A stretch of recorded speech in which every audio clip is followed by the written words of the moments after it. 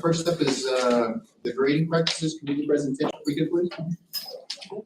Yes. And if I could ask for those that are representing the grading practices committee, come on up, those of them who present.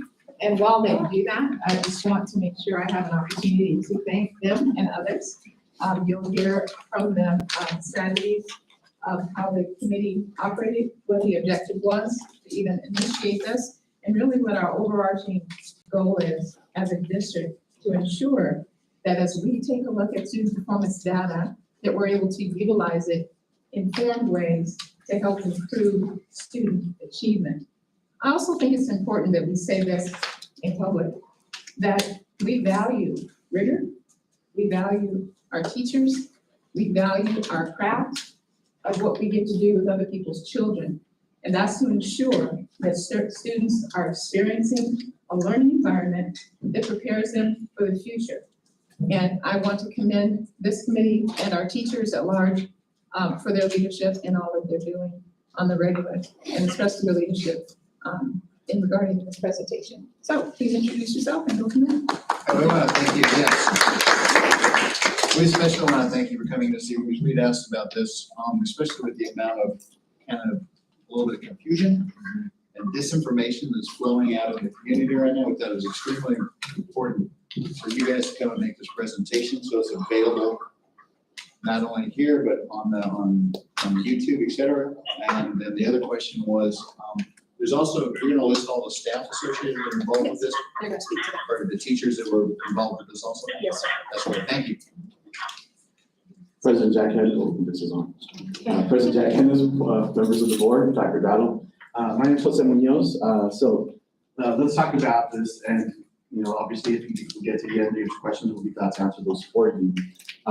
We actually started with the grading committee last school year, sometime in April. We were going to come together and take a look at some of our practices and see, if they're benefiting our students or not. One of them that we really had a big issue with as teachers for quite some time was the issue of a 20% final exam. And that's kind of started the conversation about what is it that we're doing, what is it that we're not. So just really quickly. So obviously our mission here is to inspire excellence. We want to make sure that we can provide students with globally competitive education and create opportunities for them all. This is so small here. I think I see better on your screen than on mine. So some of the things that we're taking a look at is the variability among teachers and the grading practices. We really were talking about how at times the teacher you got was like a lottery. Oh yeah, I'm going to be with this teacher and I'm going to get a good grade because I know how they work here. And we can't have that. If you're going to take Algebra 1, you should be treated the same way if you're in Mr. Muñoz's class or if you're in whoever's class. It should be the same. Science, same thing. Everyone should have the same equitable education and the same opportunity to pass a class and earn points exactly the same way. It can't be a lottery of what teacher you got. Grades should represent what they know, not just a compliance. Here's an assignment and they're just doing it. You guys know busy work, it's not good work. Work should be meaningful. And that's kind of another thing that we took a look at. The grading system, we expect all students to master content on the same timeline. When we have that, we're saying, kids are robots, we can just pump them full of education and they'll be ready by July 5th to take that final exam or whatever it is. They're not all ready. I know that I wasn't ready when I was taking math until I was in college. I could do it, I could apply, but none of it made sense until I was in college when my mind was ready. But it was nice that I was able to do some of that work. We are allowing kids to be able to, whether it took another week or 2 weeks, if they learn something, they can get it back.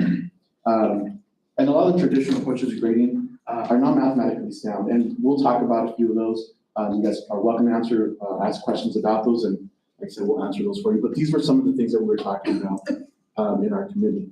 We had a really large committee actually, and it started to come down to this specific group of people that were there consistently and talking about it in every conversation. So we have representation from Vista, we have representation from Union, we did have administrators, and a brand new role, aka me, a subject matter expert in mathematics, and we did have Dr. Even, our executive director of leadership and development. Some of the work that we talked about came from a book called Grading for Equity by Joe Feldman, but it was not the only thing that we looked at. we welcome teachers bringing their research. We brought other stuff. Rick Wormley, I know I'm going to say that name wrong, or Melly Wormley, many different authors, that support what we're doing and why it is that we wanted to move in this direction. And we all, of course, made our recommendations. And did everybody agree 100%? No, but the majority of the group made these recommendations. And that's what we recommended to our leadership and that we wanted to do as we move forward. Is the system perfect yet? No, but the committee's not done either. We've been tasked to continue to do this good work and making sure that we perfect the policies that we're using. And next slide. So these are the things that we talked about and we focused on. One, which was grading categories and their weights. If you took a look at grade books, there was so much in there that it was really hard to collect data on. And that's what we really want to base our decisions on. Mr. Munoz might spell out the word homework, while somebody might say call it H work versus HW. So we want to make sure we got some categories that we all adopted and we're using the same. And then we talked about being able to rate those. Also retakes was very big, and then read on zeros. Next. Still. Oh, I'm sorry. Good evening. I'm Jared Walter, Assistant Principal of Student Services over at Vista Grande High School. There we go. All right. So one of the things that Mr. Munoz just brought up was grading categories and how everything's weighted. So what we've kind of moved to, or what we've been in the past is 40-40-20. 40% of your first quarter grade, 40% of your second quarter grade, 20% is your final grade. Once you add all those percentages up, all those points, that is what your grade is for the semester.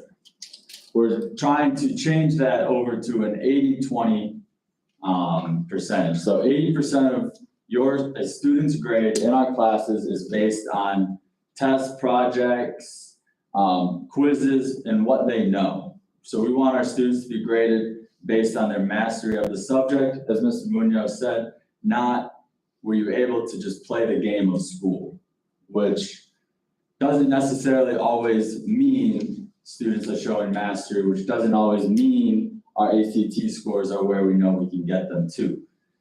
So we're trying to do a big emphasis on summative assessments. However, we also know in order for our kids to get those high achieving scores in their summatives, we have to have formatives, or those practice, the classwork, the homework, the dressing out for PE every single day, the participation. Those types of assignments are what we call formative, and those account for 20% of the grade. So yes, we are still practicing. Yes, we are still practicing, but we ultimately know that mastery is what we want our students to achieve. So just some rationale on it all. Final exams were used to be that 20%, and I don't think I ever had when I was in the classroom or see now as assistant principal, as students' grades skyrocket based on their final exam. It's what we call the semester killer. You could only be punished, even if you got a 100, you're going up 2-3%. You get a 20%, your grade's gonna drop pretty heavily. So we're really trying to just base our grading off of what our students know and mastery, and then, or rather than playing the game of school. All right? That's Brady, I think you're not right. Yep. Hi, I'm Stacy Brady, and I'm a biology teacher at Casa Grande Union High School. And I'm here to talk to you about the no zeros policy that we've adopted this year. For those formative that Jared was mentioning, those formative assessments, that's the practice work that our kids do. It's getting ready to take those summative tests.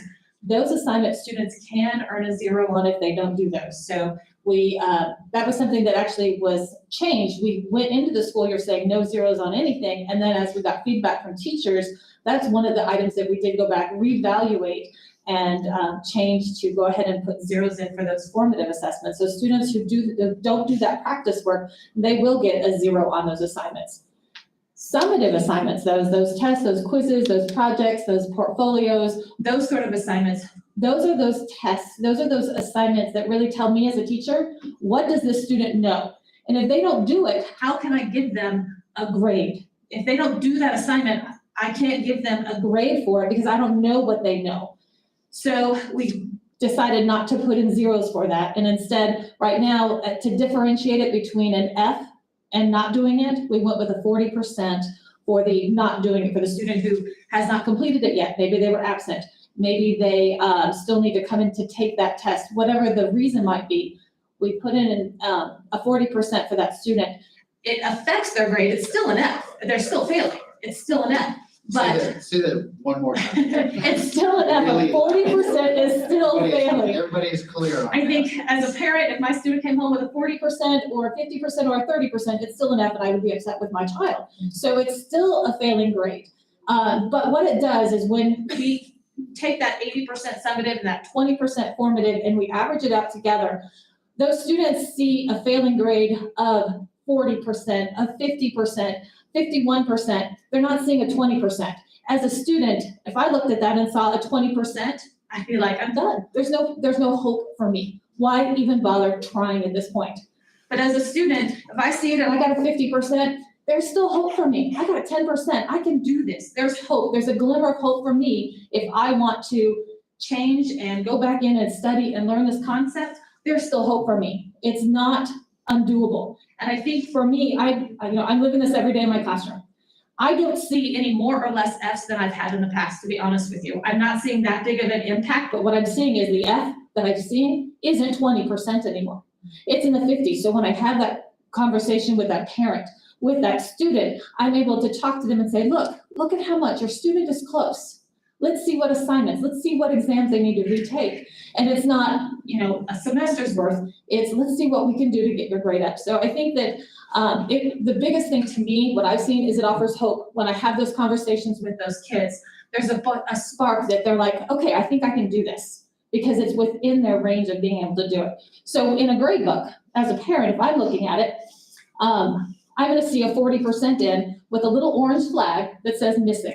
So parents, you can tell right away if it's a missing assignment or did they earn 40% or what does that 40 mean? So we were instructed to put that little flag on it and that little flag means missing. And so you'll see that. And then a 50%, the lowest that a student can earn on an assignment now is a 50%. So even if I did the assignment and I didn't understand it and I got a 35% on it, my teacher's going to put in a 50. And then as a teacher, I'm going to look at that and go into the grade book and type in actual score 35, put in the 50, and I'm going to talk to that kid and find out what happened. Why do you have the 35? What can I help you review? What do we need to do? Then they get that opportunity to reassess. And most of these details get worked out in our PLC type. So I'm on the biology PLC. And we sat down together and said, if a student is missing 2 or more of our quizzes, they're going to get an incomplete because we don't know enough from that student how they're doing enough to have a grade for them. So we're able to issue incompletes for students who haven't completed enough work because as a teacher, I can't assess them. And so for me, when I look at this student who's missing 4 or 5 quizzes, I don't know what they know. And so I put in the incomplete and I put in the 40% there for their grade, and then in their semester grade, that is their incomplete grade, and that tells me as the teacher that the student doesn't or hasn't done enough work for me to know what they know, and to work with that student to find out what's going on. And then as a parent too, if the parent sees that incomplete, they might need to question their student and say, hey, I noticed you got an incomplete in biology. Why? What's going on? So the no zero, for me, in the classroom, I'm just seeing students being more hopeful that I can recover from this. A really bad test grade, I can recover from this. And I think that offering that hope for those kids can be really impactful. So I feel really passionate about it, as you can tell. I think it took me a long time as a teacher, and I told the committee members this, like when I first started to research this a couple of years ago, I'm like, no zeros, are you kidding? That's crazy. The kid didn't do anything. How could we give him a 0? That's just nuts. And it took like 2 years to kind of mull over in my mind a little bit. Some math was shown to me, and I'm like, see, this makes sense. So I think it's a big, big change. And I think it's just going to take some time for a lot of people to maybe work with it a little bit. So that's the no zeros. I'm trying to see if there's anything up there that I missed. So all the PLCs have to, decide how many assignments missing would be an incomplete. We just put in the 50% as the lowest grade if a student tries it, honestly tries it, gives it a really good shot versus just, bubbling A all the way down. That doesn't quite cut it. And so a 40% if it's incomplete, 40% if they don't do it. And then just myself as the teacher, I'm trying to work with that student and pull them in and say, I notice you haven't taken these 2 quizzes yet, or I notice you haven't completed these 4 assignments yet. What do you need from me? What can we do? When can I expect that assignment to get turned in from you? And those conversations happen all the time right now. I have a question. So the retake policy, what's to prevent a student from saying, oh, I know they're just gonna let me retake it, so on this first go, I'm just not gonna study and I'm just gonna see what I get, because I know I can retake it. And I absolutely see that. For myself personally, I like all of my quizzes, they're very short, 5 or 6 questions to see what they know, what they don't know about a particular lesson. I have a bank of questions. There's 15 questions. It'll randomly pull any 5. And so the kid, while they might have failed this one, they might see a whole different set of questions on that one. All teachers aren't doing that. But I think too, just having different opportunities to assess, different ways to assess can help with that. But it's definitely something we see. And then in our PLC, we decide, you have 2 opportunities to take this test. You have, so within each PLC, we decide, at 2 times maximum, 3 times, or whatever it might be. So it's not just me saying, this is what my policy is. It's all of us biology teachers, this is what we've decided. Chuck. So what percentage do you grade by to qualify that student as passing? So passing is still the 60% or better to be passing. But if it's incomplete and it's a 60%, they have a chance to still bring that up. It's not over, so to speak. So if it's an incomplete and they have a 45%, or if it's an incomplete and they have a 70%, it's still not, I think right now they're working on eligibility with that, but I think there's some issues with that. But it's just some kinks that we got to work out in it. So the student slacks off and doesn't do anything and gets 50%, and possibly at the end, he says, I gotta do something here, and turns in an assignment and looks like it's gonna be 65.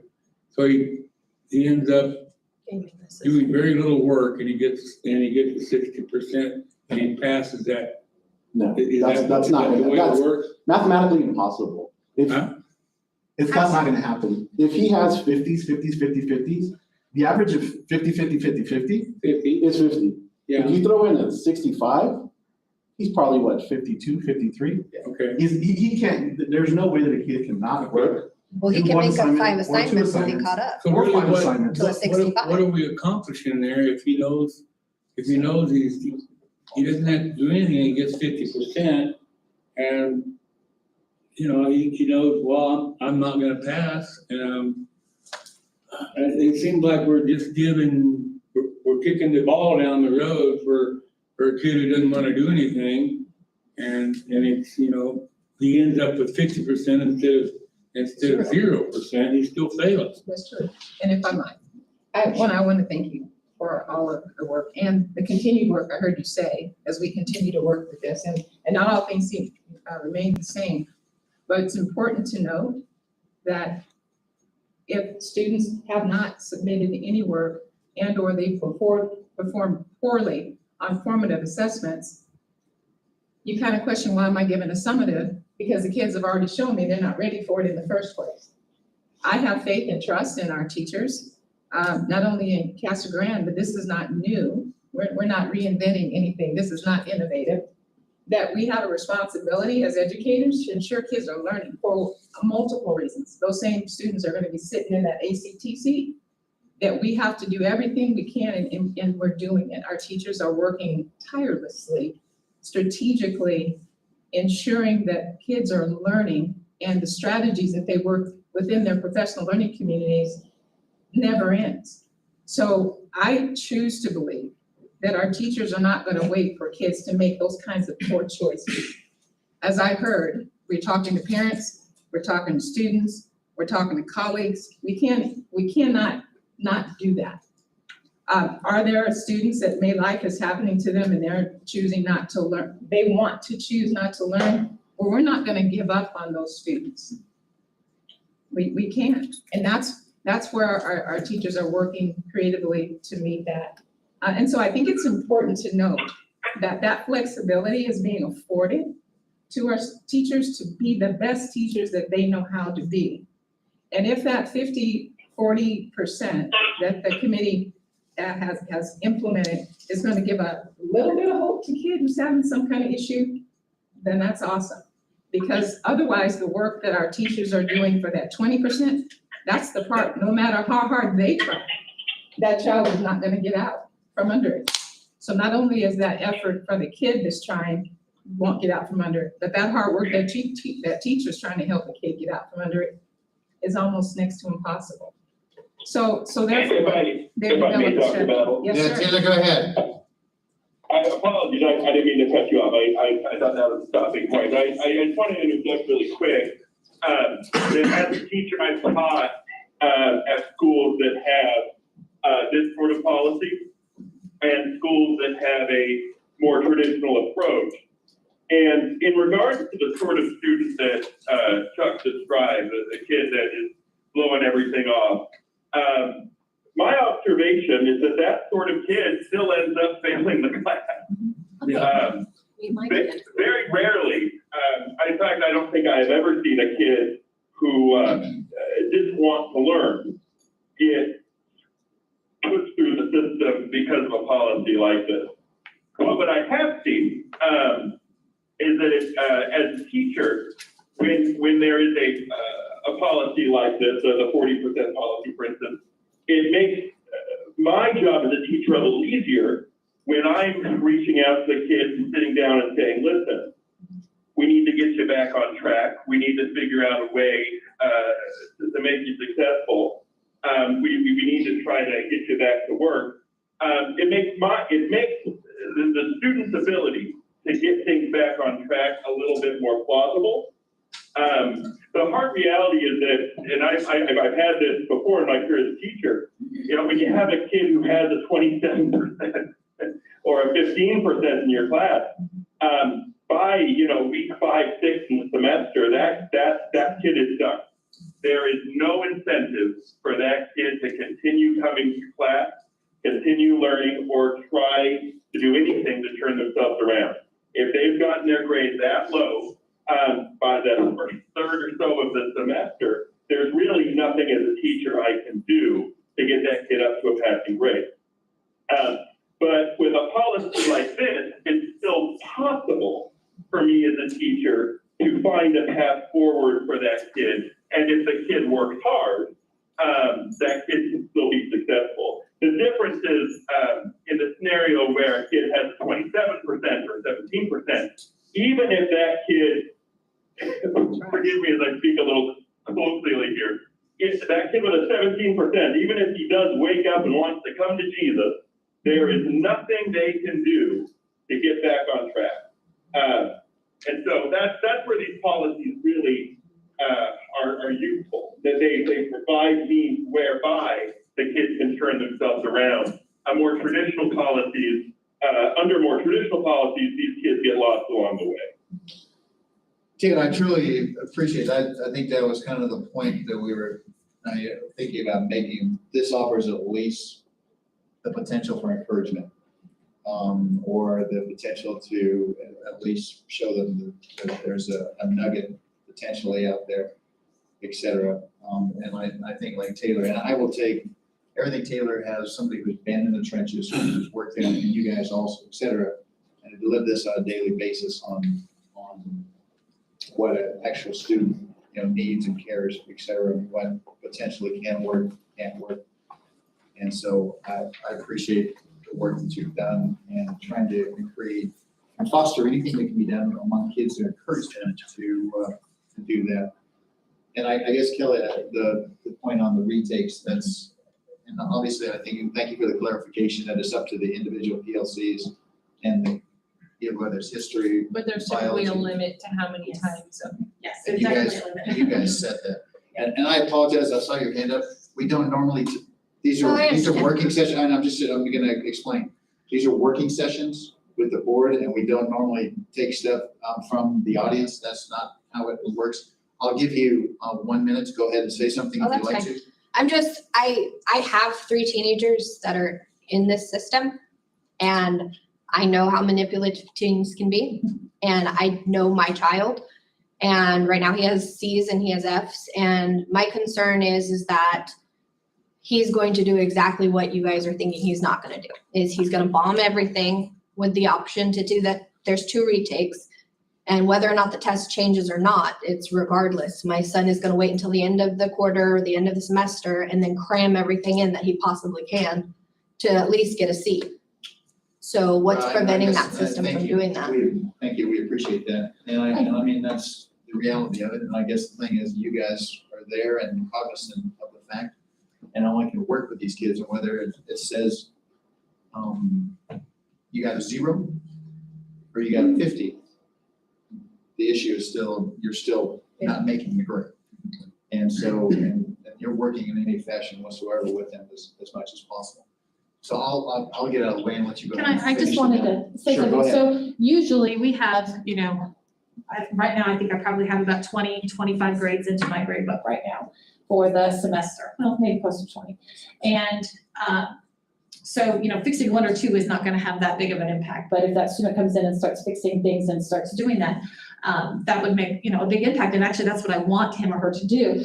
And the other thing that I'm thinking is that one of the biggest shifts here is to think about what a grade represents. A grade should not represent a student's behavior.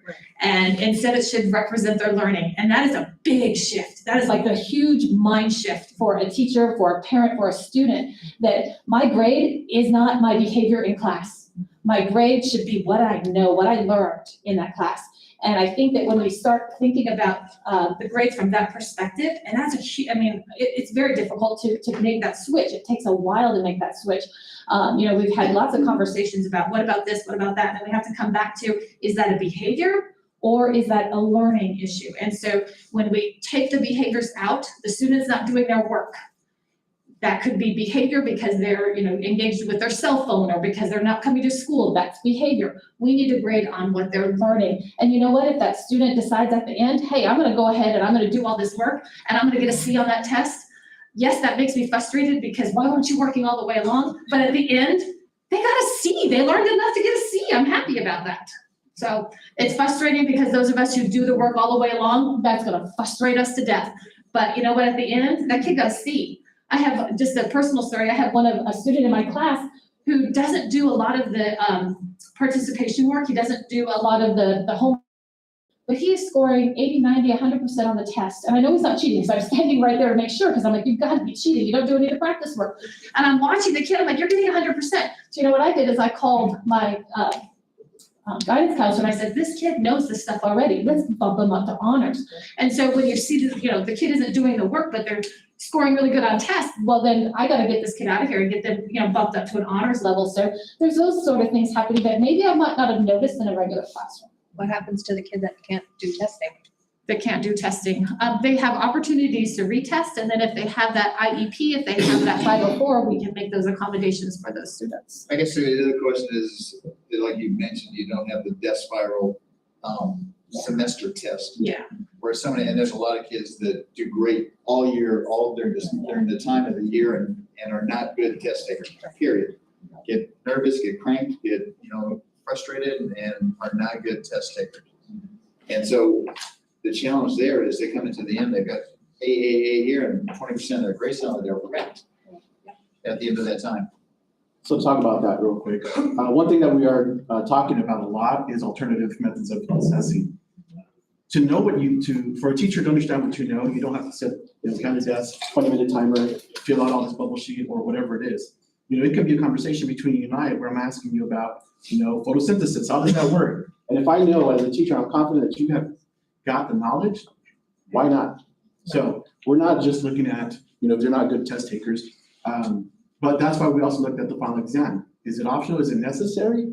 We don't But it's that late to try to produce some type of alternate assessment, it's not gonna happen that late in the year, so. That's why we have that optional one now. Also, we don't want it to destroy kids' grades, you know, like you just said.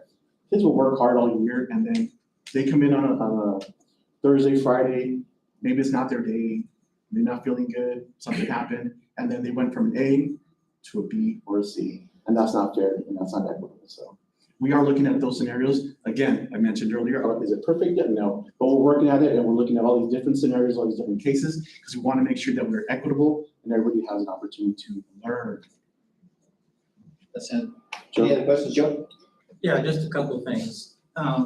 You mentioned earlier about working with the students that are failing, but you're all dealing with a lot of overload on these classrooms. So do you personally and the other teachers personally work with these students, or do you have somebody else that's taking that role to work that extra time that's needed with these students? I have been blessed to have one of those super large classes, and I have 2 IECs who work with me. And so they have been such a blessing to me because it frees me up to be able to go and do that. So in my class of 72 roughly, I have 2 IECs with me. So in my circumstances, I'm able to ask my IECs to kind of supervise the room, and then I'm able to pull off kids, or they're able to pull off kids and work with them. It just depends on the circumstances. But I do know that that large class load of students piled up in classes can be a little bit difficult, but also too, we've got some time with mastery time where we can work with students in mastery time too. Going back to the other sheet that you had here, I'm having a little trouble understanding why a student that's doing well during the semester and then fails in the final. I kind of feel like, where's the disconnect? Did the teacher provide a test that wasn't in line with what they were teaching? No, and I don't think that's what we're saying. If a kid's doing well all year, usually they do well in their final exams. But there are days, you know, where a student does come in and they're like, at the end, and they're crying, they're like, I know this isn't my best work, it's not my day. You know, Then why we're not not give them a on for a different chance, secondary give them a different opportunity, you know, to do some work. But that's not the norm. It's an exception. I'd like to speak to that point quickly if I could as well. Sure. Go ahead. I was part of a conversation with one of my own students just earlier this week, where we looked at the grade book and discovered that this student was turning in or completing their formative work, like their homework, their in-class stuff, at a rate of about 95 to 97, but the grade book literally gives the percentages. But all of her summative work was coming back between 60 and 70. And so we were facing that very same question. If this student is doing all of the work beforehand and the teacher is rating the work beforehand and seeing that this student knows the stuff, why is this student doing that summative when some of this stuff comes? And of course, the answer was that this student suffers from some decent anxiety that they get in their head as they're taking the test. And so, you know, all of this is to say that it's not terribly common, but it is something that certainly occurs where kids just get nervous before they take a test, and the test is sadly always a representation of how much they know or how much they've worked up until that point. Thank you. And Chuck, did you have your hand up? Yeah, but do we know the rank and file teachers, are they all behind this, or do we know the acceptance of that? Have we gotten that far with this? So I'm not sure your question. Are you saying that we take a vote? No, I guess I'm asking, have we gotten to the point where are our teachers behind this effort? The rank and file, majority of our teachers, are they behind this effort?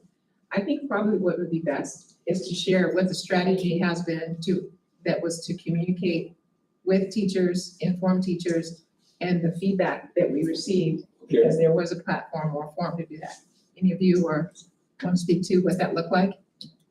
So we did share out these policies at the very beginning, or the suggestions. And then we did have a time where we had our committee members go out and see, and then we brought back some of the feedback from teachers. You know, for example, I think you mentioned at the beginning, it was no zeros completely.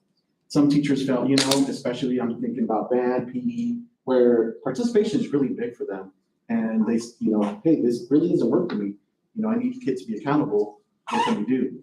And so we were flexible and we were able to change that from that formative part, which is where participation falls in, where you could give them a zero. So now teachers can have that accountability in those areas.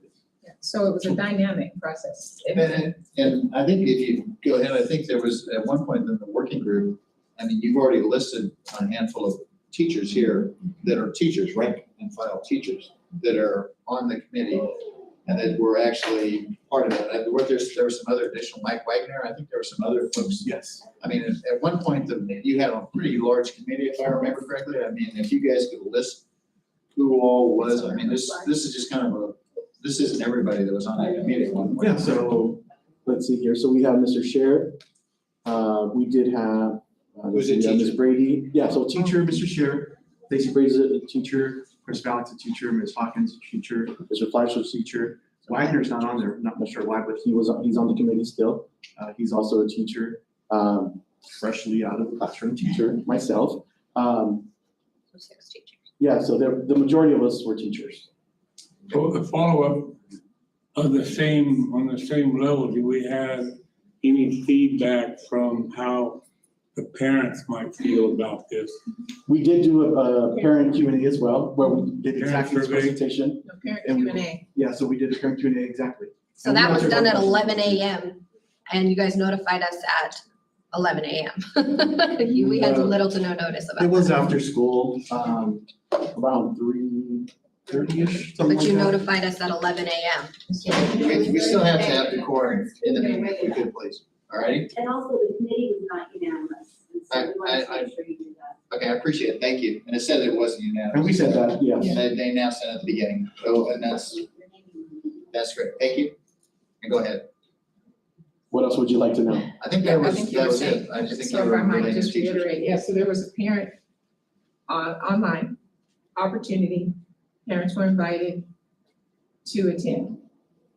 And always given the opportunity to ask questions, if there are questions. They've got at least 5 teachers, they've got this committee, and then of course, leadership. So I think your question might have been, Mr. Wright, is that it's a work in progress. We can't assume that we're just gonna flip a script because we have a dynamic process and some autonomy that teachers and PLCs have asked for. So it's not a cookie cutter. There are some disciplines and PLCs that have different weights based on their formative and their summative. That's a good thing. So we'll continue to evolve and develop improved strategies as we experience it. When Any other? when do we anticipate implementing this program? It's implemented. When? It's It's They're working, implemented. they're using it, it's working now, Right now? yes. Okay. And I guess I have to reiterate, once Sure. again, this is not new. It's new to us. There, I would say, in a majority, I'm looking at them now, they come from different places. Over 15 years have been doing something that works for their schools like this. And I'm certain every other school district has had some issue being included that looked a little bit different, but the same. So we hear and work with our teaching staff to make sure that they're able to teach and learn their children, but we cannot continue to have the failure rate that we have experienced in Arizona and in some districts That's what it for the is. lack of not trying to do something to address the opportunity to learn and accelerate that learning. That's a whole different conversation. So I just want to make sure that we are assured that it's a work in progress. That's great. Joe had one more comment, please. I wanted to acknowledge, a failure to acknowledge Mrs. Stacy Grady at the last meeting. 13 years ago, I taught automotive technology here at the high school, 3 years. Excuse me, and I think I'm pretty good at fixing vehicles, but teaching the students was another thing that I had to learn. And I wanted to thank you for that. That was really helpful. Sure, you bet. So I appreciate you guys coming out here and clarifying some of this and being on that committee. I think that means a lot. I had heard some things from some of my parent friends in the community when it's first rolled out, of frustrations. And I know that you guys are working through some kinks, and I think it's a mental shift that we all have to take, because I don't get it 100%. And even just thinking about my own kids that will soon be in high school, I just think about the differences between the two. And one just gets things really easily, and I'm like, he's not gonna wanna do anything, because he's gonna think he can just take a test and pass and skate through. And then when my daughter, she has to try really hard to get good grades on her tests. But she tries hard, you know, but so it's a mental shift, I think. I think it might be beneficial to offer another Q&A with parents and maybe even with teachers as you're going through it, giving them more ample notice and maybe offering a couple different times, just because I do think that we need to communicate better with our parents in the community. Me being a parent as well, you know, I don't have kids in high school yet, but, you know. Soon, yeah, next year. But yes, I do think that might be a good suggestion, just to offer another Q&A as you work through the kinks and maybe explain to the people that certain classes, there are gonna be some considerations because we know it's not a cookie cutter situation. But I think we would like to invite you to come back again as this continues to get kind of fleshed out and how things are doing. And I think what we did when we spoke with Dr. Battle was we wanted you to come before us and kind of walk through some of the smoke that's out in the air, because smoke goes pretty fast these days. So, and we're just trying to alleviate some of the concerns as much as possible, and just kind of clarify that it was teacher driven. And the reason is because helping kids, to encourage them to potentially, do better in a fashion. So, all right, we're down to, thank you very much. Sure appreciate it.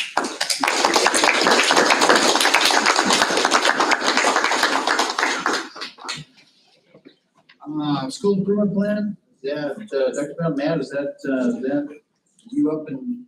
That'd be Dr. Eva. Dr. Eva, shoot me, I apologize. Come on up. Improvement. You gotta find one more doctor in this room before you gotta find. So I think the board, based on time, if you'd like to move that. Here to support and put up support each other if we have All right. So yeah, this is 40 slides. So it's already- You have to the end of the month for quality. October. Oh, that's what I thought, it was October 27th or something. Yeah, 30, so we can just do a special. That's great. All right, well, we have a wonderful group of individuals who are gonna get an update on our school improvement plan, but also as sites, and they'll be able to introduce who they are from our communities and schools. And heading off will be Dr. Eva. Good evening, governing board. We are here to share with you our school improvement plans across the district. And there's quite a bit of information in these slides. We are gonna, in the interest of time, go quickly through it. We're not gonna go through every detail, but I'm gonna get us started. So I'll speak to the district improvement planning process, and then the folks from the sites are gonna speak to their individual site school improvement plans. So as you know, our mission here is to inspire excellence by providing globally competitive educational and career opportunities for all students. And so we began the planning process with a deep dive into the data. And this big slide in front of you that you probably can't see all of the details, but we had the opportunity in the summer as a leadership team to review some of the data that comes out of ASU Decision Center, and they've really looked at post-secondary outcomes for our students. And we can see here, so big highlights that of our 2020 graduates, 282 of them attended a community college. By the time this data was collected, 2 of them had graduated, but it's 2022, so that number should be going up soon. We can also see the colleges that they attended, and the different certificates that were awarded there. If we go here, we can see that 62 out of our 2021 graduates attended an Arizona four-year university. And so we know that as we think about post-secondary opportunities, we certainly want to be able to increase the number of our students who are attending both 2-year and 4-year post-secondary experiences, both in and outside, in alignment with our mission and our vision. And so part of how we know that we're on track to making sure that our students, and we're doing our job as schools to ensure that our students are college and career ready, is through our Arizona State Accountability System. And so as we were planning our school improvement, we took a look at what goes into our A through F letter grades. As you may know, likely know, we haven't had A through F letter grades in Arizona since pre-pandemic. These are the letter grades. Union had a B and Vista had a C in 2019, but we haven't received data on our letter grades since then. We will be receiving letter grades in November of this year. And you can see here the criteria that go into determining the letter grades for our schools. So our CCRI, our college and career readiness indicators, are 20%, and that is measured off of percentage of students taking FAFSA, our CTE certificates, our percentage of students completing the Arizona Board of Regents requirements. There's a whole list of indicators that give us that percentage, our graduation rate, our growth for our English learners, and then there's 50% that is student proficiency or growth, and that is how our performance on our state tests, which this year, 2022 for the first year, became the ACT and the ACT Aspire. So our 9th graders take ACT Aspire, 11th graders take the ACT, and their performance and growth on those assessments make up 50% of our A through F. So we took a look at our student achievement data, and I will say this is data that was shared with us in the summer. You may have seen or heard of some recent data that was posted on ADE website with Arizona proficiency cut scores. We have been informed that there are errors in that data. So we are not using that data. We are using the data that was sent directly to us. This is the college readiness benchmarks. So the college readiness benchmarks are what colleges use to determine potential success in college, in university. Those benchmarks are higher. So these numbers will likely go up when we look at the proficiency cut scores that will come out from ADE. Hope that makes sense. A lot of information. But you can see on this graph that this is our 11th grade ACT, and you can see here that on all of the subtests, we are not, we're scoring significantly below the state average. And you can see also that our English scores and reading scores are higher than our math and science scores. And I'm gonna just keep us going through. So this is our 9th grade ACT Aspire. And this is these are our percentage of students that were scored ready or exceeding on the assessment. So similar pattern with performing below the state average with the state overall scores. And you also see, well, the English is higher, reading and math are pretty close to each other there. This is our CCRI, our College Career Readiness Indicator reporting. We do not have the state CCRI numbers. However, you can see here that we did increase from 2021 to 2022 in both of our schools. And then we do have CGOA last year was the first year that they had that CCRI. I am not going to go into depth on this chart. This just indicated for us the weights of different indicators. So you can see there are actually more indicators as well, but I will speak to a few that were really important. ABOR is our Arizona Board of Regents, the percentage of students, the students who are completing all of the requirements for college entrance. That's a 1.0 weight, which is important, very important. You can also see here our CTE sequence and passing technical skills assessment is actually weighted at 1.25. So we get quite a number of points for CCRI from our CTE programs.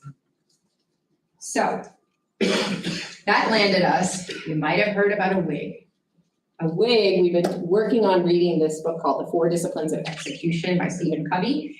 And the WIG is a wildly important goal. It is one goal that everyone in the organization focuses on. It is not all of your work. They say the WIG should be about 20% of your focus, while whatever your role is, that you are doing the work of your position. And so we spent a lot of time discussing as a leadership team, then with our department leads, then went back to the staff to identify what would our goal be this fall. And we've identified a 10 percentage point increase on our ACT target standards from August to January as measured by our new benchmarks. So we have new benchmarks and that were administered in August. Gives us our baseline, they are aligned. First time we've had benchmarks aligned with our ACT. And so it tells us where our students, if they were to take the ACT or the ACT Aspire today, how they would perform. And so we identified specific standards that are high leverage, and everyone across the organization is focusing on these reading standards. Our science IOD interpretation of data is reading a graph. What we found when we looked at those assessments is that a very large percentage of the questions does focus on being able to read a graph and interpret a graph, and that is something we can do across disciplines. And so our folks in CTE and our folks in all different electives are looking at how can we incorporate graphs and reading graphs? How can we incorporate CLR as post-reading, so reading for key details and main idea? And then our math teachers are focusing on the algebra standards. So I'm gonna go quickly through this, but this just shows our performance on those different reporting categories and why we have work to do. And so this is how we identify those specific areas of focus. And we are working with our teachers and working across all disciplines to focus on that. We also, as a district office, went through we're working on our strategic plan and identified an area of focus as a district office of how we can better support our schools in supporting student achievement.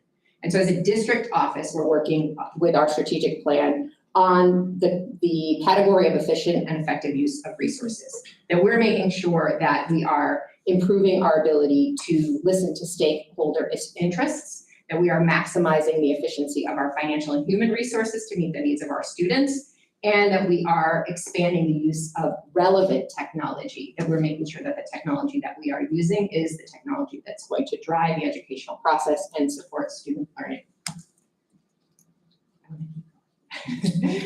So our integrated action plan, this is part of for our federal grants, we submit an integrated action plan, and we identify specific principles that we will focus on. So the first one that we selected is effective leadership. And our goal is to create multi-tiered leadership teams that meet at least monthly, some of us meet more often, to review, coordinate, and develop consistent policies, procedures, and instructional practices. And so we're working on building the distributed leadership model across the district through our PLC leads to department leads to our subject matter experts to our principals, assistant principals, and then my department in leadership development with curriculum and instruction.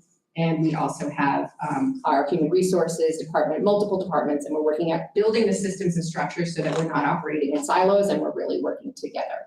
And we provide ongoing professional development to support all of us in that. So we had a summer leadership retreat, we do monthly PD sessions, we've developed some new positions that you thankfully have approved here, particularly our PLC and redefined department instructional leads. We also meet with them, and we have lots of department-specific meetings or role-specific meetings to make sure that we're working in aligning our practices across the district.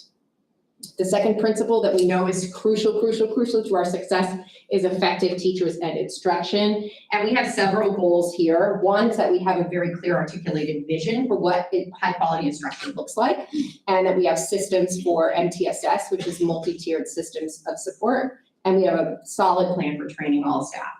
We want to make sure that our teachers know how to use that data that we have from our new benchmarks in order to drive instructional improvement, and that we are working to make sure we have a solid recruitment, retention, and induction plan.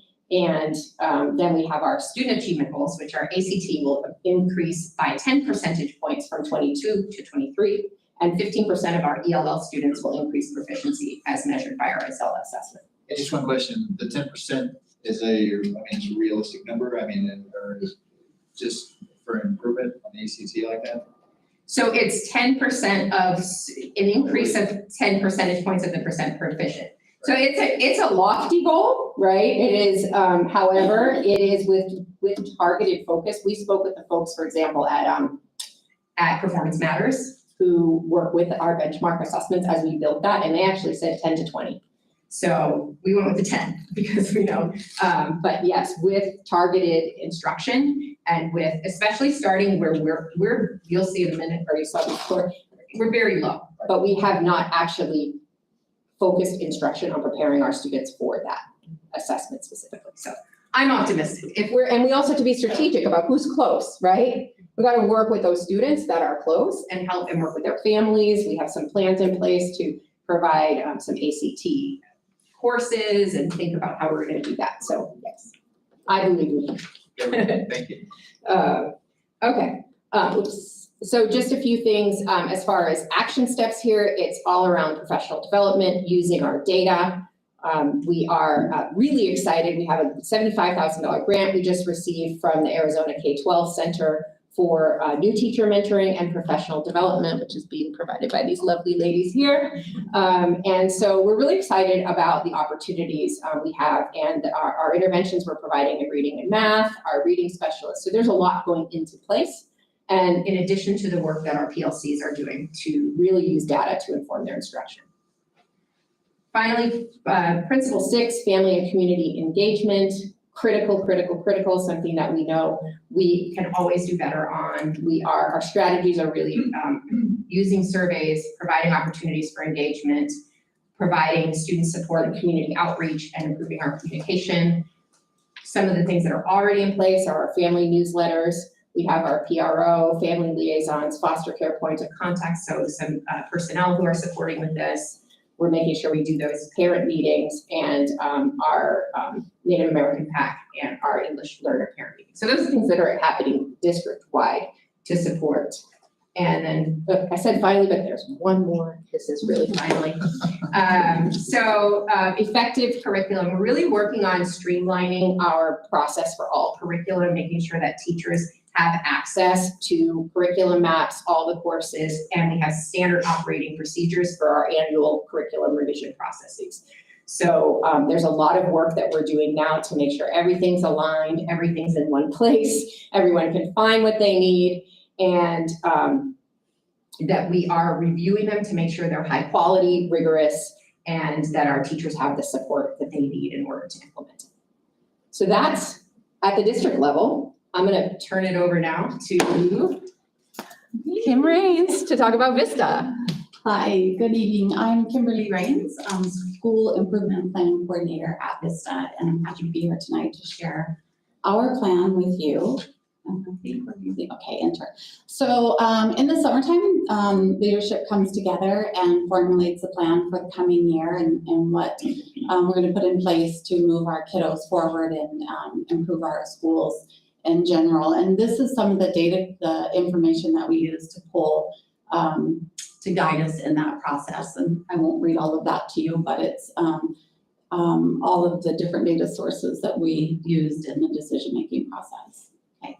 So we focus on 3 of the principles in our SIAP. So our first is effective leadership with for us, as you all know, we have a fairly new team at Vista, and 3 of our 4 new leaders are first-time administrators. So the goal for Vista this year is to maintain that cohesive team this year and to support one another in that maintenance of the team and to ensure that they are being consistent with messaging and everyone's on the same page as they work in different roles in our school. So to do that, we have the weekly cabinet meetings where we all come together and share information and information is disseminated in that way. Collective walkthrough, so walking through the classrooms together as an administrative team so that they are certain that they're seeing the same things on the walkthroughs and that they're looking for similar things on the walkthrough so that when the administrators do the evaluations with the teachers, they're getting equitable evaluations. And then weekly check-ins with the team, and the team is very cohesive. They work very well together, and maintaining this focus of support for one another and cohesion is important this year. Another one of the strategies that we're using is professional development. Obviously, they attended the AVID conference in June.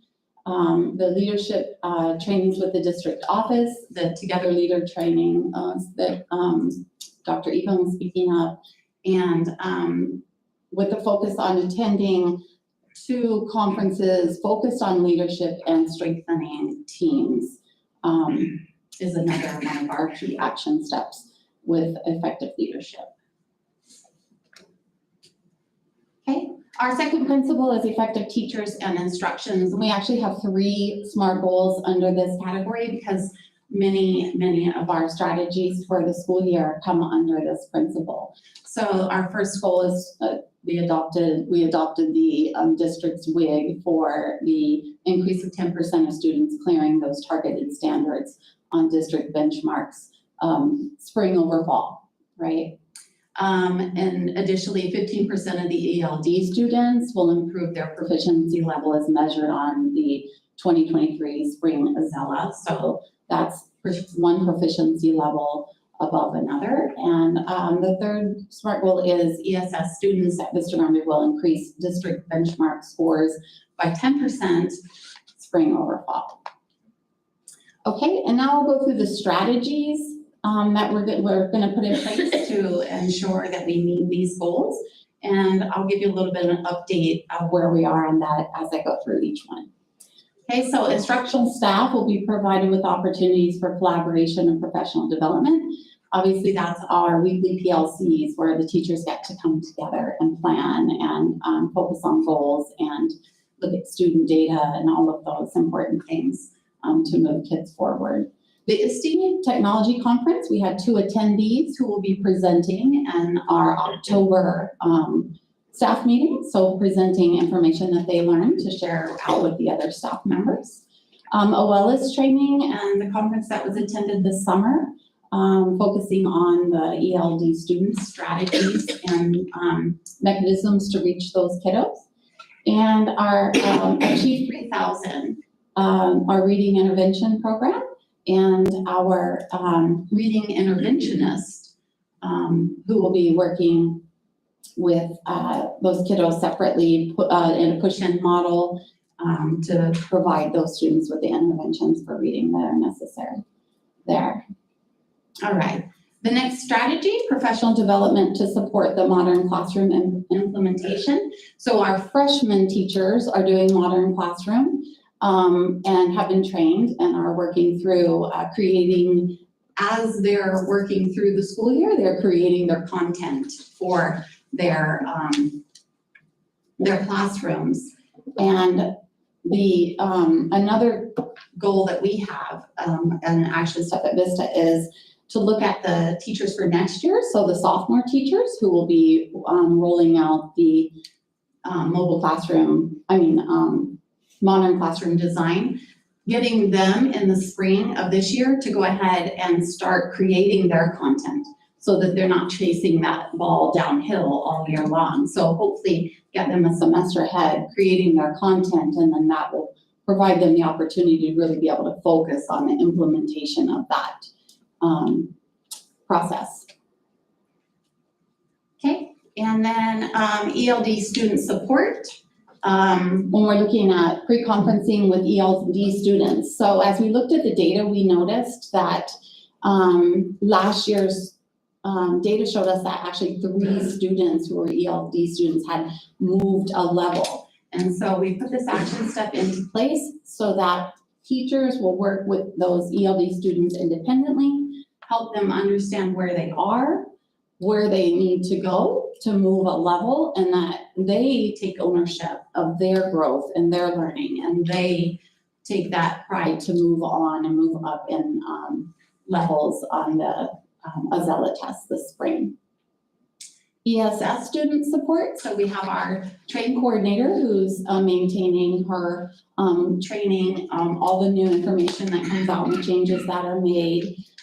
They're holding monthly data meetings with the teachers and the coordinators to ensure that they are reaching those kids as best they can reach those kids, and moving, and that's kind of a moving wheel as kids move in and out, needing different types of assistance and support. So they're having those monthly meetings. All right. That's ESS.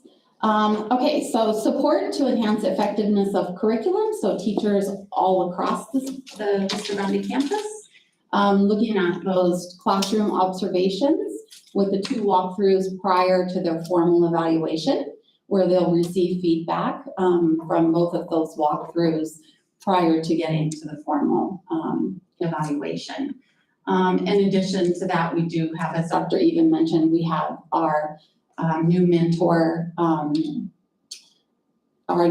program where we're mentoring the newest of new teachers on our campus to support them and support their efforts, fill in the blanks for everything they need to know about how things work on campus and where do I find, in addition to instruction strategies and effectiveness of instruction and building relationships with kids and those kinds of things. So we're working with those teachers to support them, in addition to crafting and creating our new teacher forum for when new teachers come on next school year. So we get them as soon as they're with us so that we can start moving them forward immediately. So that was kind of one of the questions. There's a lot of student stuff, a lot of administrative, and I was just one of the questions I was gonna ask is, what are you doing specifically for the teachers? I mean, there's a lot of background, making sure things are all right, but that's this mentor and Yes. some of this, that was a key thing I was wanting to hear. That is that in part of your action steps, or? Yes, it is, and it's so new that we didn't actually put it on our SIAP yet, but it's a living document. We'll be adding that to the SIAP. So there's one of us at each campus, myself and Dr. Gardner at Union's campus, implementing that mentor program. In addition to what we're doing with the newest of the new teachers, we do have our department instructional leads who are providing mentorship for their newer teachers, maybe new to campus, maybe not necessarily a new teacher, but new to our campus and new to our culture and mores and those kinds of things. So helping them along as well. So kind of a multi-pronged approach there. Okay, and then 6, implement effective academic interventions. So there you'll see our Achieve 3000 interventions with our interventionist, the teacher who works specifically with those kiddos. I believe we have 225 licenses at our site with students who will be working. Those are students with gaps in their reading ability or reading understanding. So working with them to intervene and fill those gaps and move them forward. Alex math intervention. So that's the intervention that they chose for the math classes. And they are implementing that across the district or across the school in all math classes. And the kids are working that Alex intervention program 2 days a week in mastery time. So initially we had started with some time during regular class time, math class time, and we shifted it to the mastery time so that the teacher could have back their instructional time, but the kids are getting more minutes actually of working with Alex the intervention in math. The school improvement plan coordinator. So they created by position so that we could stay focused on these goals. You might imagine there's a lot that I'm giving you here, and having a principal be the person who was, primary focus to move these things forward, where you could see that could be quite challenging. So I'm thankful that they created my position and I get to help oversee these things this year. IEC supports through the push-in model in the ELA and the math classes. So those are our instructional specialists that work with the kids in the classrooms. And you heard Stacey Brady speak to that a little bit earlier. And the appreciation that teachers have for that support in the classroom. Academic tutoring. So we have set up our tutoring program, and I'm actually quite fond of it. It's working out very well, and we're seeing lots of students partake of the tutoring this year. We put it in a room on campus that's accessible. It's out in the cafeteria. So students in the morning, we have math tutoring in the morning. We have math tutoring during both lunch times, and we have math tutoring after school. So students can stop in at any time of those times during the day and just get that little piece that they need. The other nice thing about it is they have the opportunity to work with a different teacher who might teach them in a different method or come from a different angle. So they maybe have an opportunity to understand it differently than they would in their regular classroom. In addition, we have also the English tutoring in the afternoons. I'd like to commend you guys because I had a parent contact me at the beginning of the school year whose child was struggling in math and trying to figure out what to do as far as tutoring or anything else, where to go, what to do. And talked to Colleen over there and said, we have tutoring, Yes. it's available, et cetera. So whatever we need to do, promote that as much as possible and get it out there because there's a lot of kids that may not know that these services are available. Right. Both in Union and at Vista. And I talked to the parent here about 3 weeks ago. She was doing 100% Oh, good. better and was very encouraged to find tutoring available at school. So, Yes, I actually had a parent call yesterday and I was able to talk to her on the phone. I was able to email her the schedule and I was able to ensure that her son found where he needed to go this morning to get that assistance that he was looking for. So I think it's a very nicely fleshed out and great opportunity for kids, no matter what time they get to school or can stay late or what their scheduling is, so. And then AP testing fee assistance, we have some assistance there for lower income students who might not otherwise be able to take that AP test because of the cost being prohibitive. So we've included that opportunity there in our plan. Okay, principle number 6, family and community engagement. So obviously our goal at our school is to have as many parents and community members engaged in what we're doing as possible, right? So every adult on campus is another opportunity to support a child in their learning. So our goal, parent attendance at parent-teacher conferences will increase 15% by the end of the school year. That is obviously spring over fall. At those conferences. But bigger picture, we're looking at communication. Mr. Danzy obviously has his staff, or his newsletter that goes out, and everything goes out in multiple languages so that it's accessible for families. One of the things that we found important was keeping the information in Power School updated so that if the need arises, we can contact a parent. And so we required that before they could register their kiddos for this fall session, that their Power School information had to be updated. And in addition, we're sending quarterly reminders to the families to update their information because people change addresses, phone numbers, and so forth regularly these days. So quarterly, those reminders are going out. We have Parent University, and we're in the building stages of Parent University, and what we're hoping to do there is provide opportunities for parents to receive instruction on things that perplex them, like Blackboard and Power School. How do I gain access to my child's Power School, and where do I find this information? In addition, further information that supports parents in their effort to parent their kiddo. For community resources that we can pull into Vista and offer. So we're building our plans now, and implementation has begun with some invitations for opportunities on campus, family nights and those kinds of things.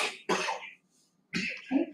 Support for incoming freshmen. So we have Link Crew coordinator training this year. Unfortunately, the 2 teachers that we had who were Link Crew trained, they moved on from us, and so we're having to retrain.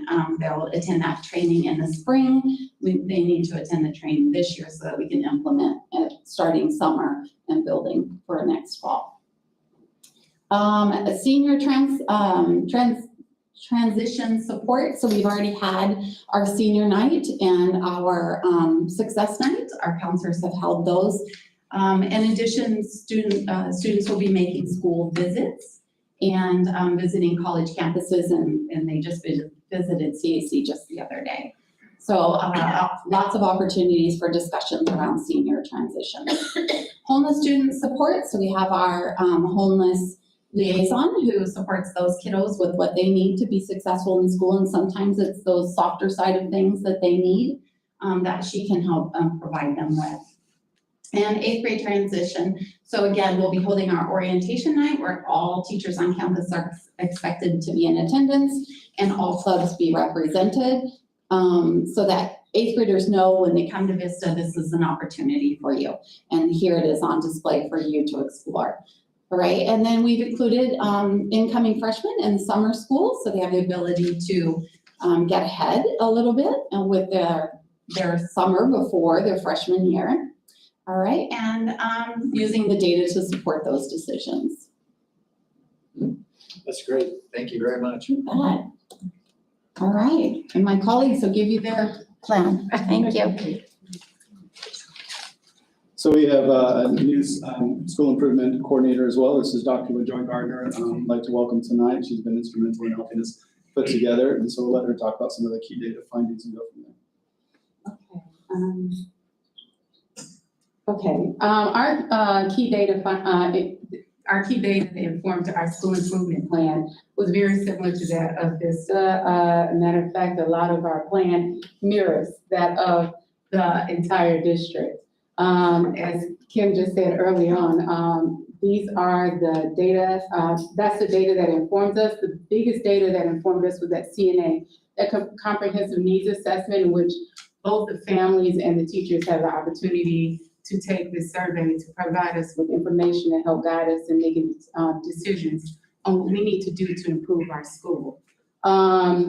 Next, I want to look at the principles that we decided that were important for us. We looked at 4 principles, and the first one is leadership. And I believe, I'm going to let Mr. Mabb talk on this particular principle. So you'll see a lot of alignment as we work as a district, obviously with the district vision and mission, these should be in alignment. So we were looking at the leadership and how do we grow that as well for our site. So during the 22-23 school year, our site leadership team will create and implement a plan of ongoing improvement.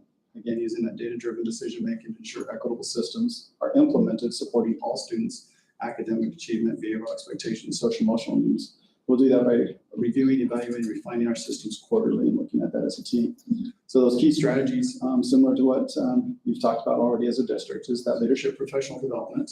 And you can see the action steps. So they're aligned along with some of the trainings that were already aforementioned with that together, leader training, leadership development training.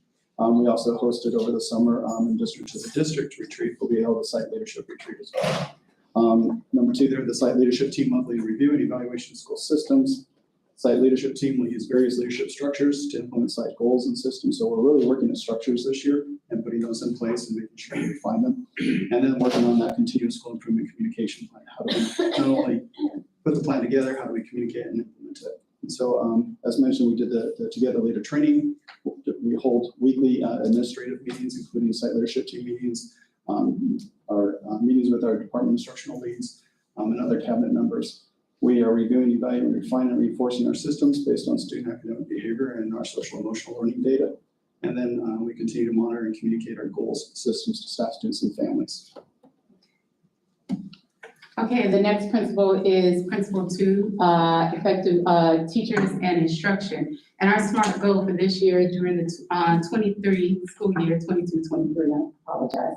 The number of students passing benchmark assessments will improve by 10% from quarter 1 to quarter 2, therefore quarter 3 and quarter 4. So our goal is aligned to the district, and we want to make that 10% growth and improvement with the benchmark scores. Our key strategies for that is we want to provide professional development to support high academic behavior and social emotional learning expectations. We plan to develop instructional coaching model, observations and walkthroughs, substitute teacher support, new teacher support, and extended learning opportunities. Now to our action steps that address each of these key strategies. Our PD training on the Danielson framework, which is our evaluation instrument, response to intervention, and MTSS, which is a multi-tier support system strategy that we use in classrooms to support our students that are struggling in any subject. Modern classroom, social emotional learning, and culturally relevant education. We are developing a coaching model to support all teachers. Inclusive of peer coaching, self-reflection, and targeted coaching. We are creating a walkthrough and evaluation calendar, which is already in progress, that provides teachers with the feedback on quality instruction and instructional support. That is provided, that feedback is coming from our administrators. Substitute teachers are provided with the information that they are needed, and the lesson plans needed when they enter a classroom is all found on Blackboard, and our teachers are informed and they have emergency plans ready to go in case they are out for a series of days, and the substitute will have what is needed to keep our students on task. We are tiering new teachers based on the needs to provide appropriate support for effective instruction and implementation. That comes with our new teacher mentor. I am the mentor for Union, and I have been enjoying this process. I've been getting trained just along with Kim to help make sure that our new teachers get the instructional support they need to be successful, and also help with teacher retention, which is highly important. We are providing students with transportation for after school, before school, and lunchtime tutoring. Currently, it is specifically after and before school that we have tutoring at this time, and the program is going very well. We have it 2 days a week for students to come and receive that support, extra additional support. Going to the next one. Talk about just a minute about what to create a walkthrough and evaluation calendar. Oh, I was looking at Vistas and they said they're doing 2 before formal evaluation, so I just okay. trying to understand what that actually means. It's following the same model, so we're using the same thing with a minimal of 2 walkthroughs for every observation. And so each teacher will receive that for the first observation and then 2 more if they require a second observation. Okay, thank you. Okay, the next principle is principle 4, effective curriculum, and our SMART goal is mimics the one for effective teaching and instruction. And that is during this school year, Union students will improve on their ACT and benchmark scores by 10% from quarter 1 to quarter 2. That's mean we'll benchmark to quarter 3 and 4, and then when we get to ACT, we would like to see them have that improvement of 10%, where ACT, I'm sorry, I would like to call it ACT. By 10%. So our key strategies are analysis of student academic data, and right there, the school improvement planner coordinator, that's myself, will share data to create action steps and monitor the progress.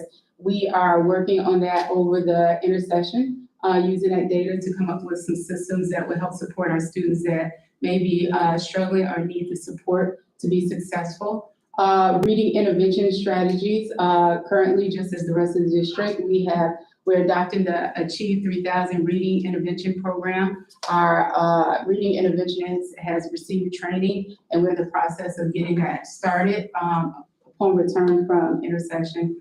And it will target ELA classrooms and those students that are struggling with reading. We also have the Alex Math Intervention Program that is used during mastery time. It also is used 2 times a week during mastery. And also it's used inside the math classrooms at Union. We will use that benchmark performance matter results to monitor, analyze, and make necessary shifts to support student learning. And the PLC teams have worked to create those common formative assessments related to the curriculum pacing to monitor students' progress and to inform instruction. Okay.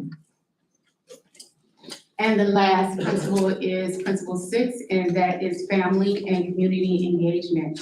Our SMART goal for this one is again during the 22-23 school year. Stakeholder participation and satisfaction will increase by a minimum, I'm going to say, of 10% as measured by annual surveys, site council meetings, parent night attendance, teacher-parent conferences, and annual surveys. Some of the key strategies we will use, we have hosted a parent information night, and we will continue to do so. In coordination with the parent advocate, we have worked to create, advertise, and promote various parents' nights that will continue to happen through the year. We're hoping to do them like quarterly. We're going to develop and communicate resources available for students and families. So we want to increase student and family awareness to best utilize our school social worker and outside work resources that are available for them as supports.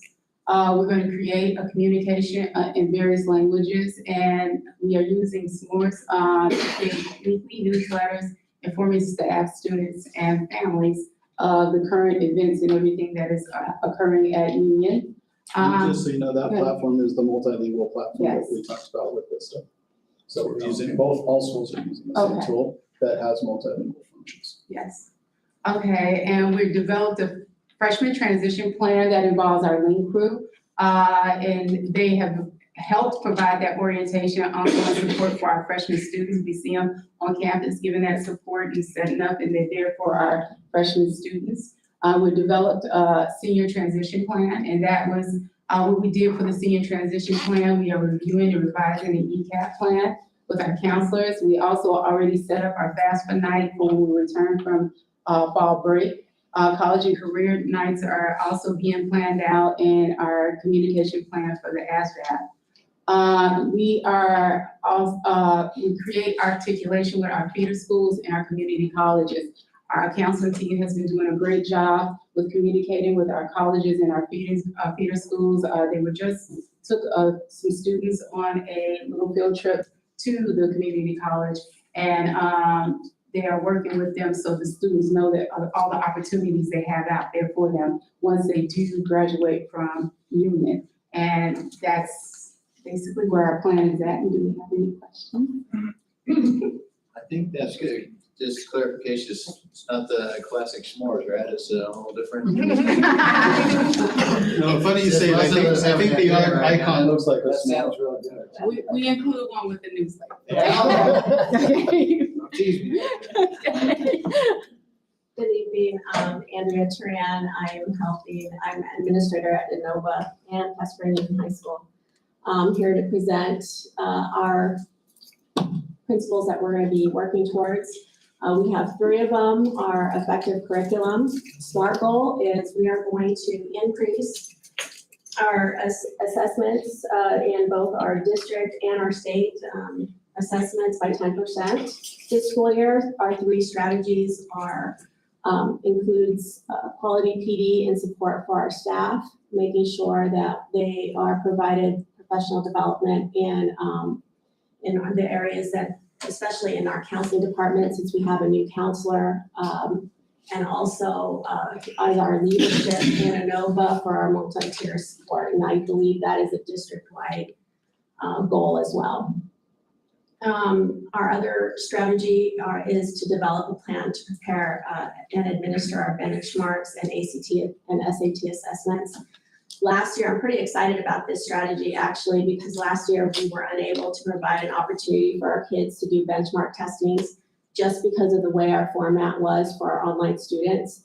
And so I was really excited that this year we were able to participate in benchmarks, and that's going to help us see that increase in our ACT test scores. I'm also excited about that action step that we are also embedding and helping our teachers embed ACT prep materials because we changed our format from a online asynchronous school to a more synchronous virtual school that students are being able to participate with our site staff and get district curriculum that is able to get done. And so they are now being provided an opportunity to get more ACT prep in their classrooms. Our last key strategy for effective curriculum is to provide intervention support, and like our district, our other 2 schools mentioned, we are using our Achieve 3000 and we are identifying students who need that support. That's something that's new also with our online students, so I'm pretty excited to see how that also impacts our assessments. Last year we used our Alex math intervention with our online 9th graders, and I was really excited when I saw the data from our 9th grade ACT. I really think it attributes that to the Alex math intervention. So we will also be, because we are working with site math teachers, it's going to be used as well in our mastery time. Our principle 5 is our conditions, climate, and culture. Our SMART goal is to ensure that 80% of our online students are passing during their 22-23 school year in all classes. And we're also going to continue working towards that 95% graduation rate. Some of the key strategies to ensure that we're meeting that SMART goal is to make sure we're providing PD and support for our online virtual teachers. I know we are working with our subject matter experts in the curriculum department to make sure that they're helping support our teachers with that blended learning, virtual instructional strategies that they are going to need for our students. Mrs. Danzy and our leadership is also working with, meeting with our staff weekly to discuss some data, also any resources and instructional strategies that are working within our group. We've solved a lot of problems through those meetings, those weekly meetings, which has been very, very helpful. Our second key strategy is to provide appropriate interventions and supports. One of the things that we noticed last year when during our first year is that we felt like we were not doing a good job with orientations with our new students and making them understand what it means to be a virtual student, an online student. So we did implement this year a new incoming student orientation to help support them. We are also implementing some in-service days, which requires students to come in, or it allows students to come in. Actually, tomorrow we have one where students are able to come in. We call it Project Success. So we are inviting students to come in for curriculum that is going to be facilitated with our counselor. So hopefully to help support students not only emotionally but academically as well, to get them together. And then we also are working on our tutoring and student supports. All right, our principle 6, family and community engagement. We are, last year, we didn't really have a baseline. We're shooting for 15% in the areas of parent and teacher conferences and site council and Title I parent feedback surveys. So we are continuing to communicate with our families as well, using the s'mores and updating our website, making sure that we have information for families and for students to help them with anything that they need support on, whether it's tutoring or how to navigate certain programs that we use. Our other key strategy is to provide opportunities for families to participate. That is going to be any parent nights, Title I meetings that we're going to be putting on our calendars, parent-teacher conferences, our open house and curriculum night. So making sure we're advertising and promoting that. Also, our counselor is going to be working at participating in making sure our seniors and students who are interested in any campus visits to colleges, college and career night, he is working with the district PLC for our counseling team, since he is a counselor of one and he is new. So I want to say both Vista and union counselors have been very supportive. So to help get him started. And one thing we did not have last year that we are going to be implementing is a parent advisory council to help get some of that feedback before we make any more changes or things like that, just to hear from our parents to see how things are going. That sounds great. Any questions? Or thank you guys very, very much. And we surely appreciate the time. We appreciate the audience being with us to listen to that. We're gonna table review board self-evaluation. It's not due until the end of October. So seeing no other come before this working session right now, we're gonna adjourn and then we'll give everybody 5 minutes to get up, stretch, since it's been 2 hours, and give you a chance to run around the room and we'll start back in 5 minutes, Dave. And we are adjourned. Great. Thanks, Dave.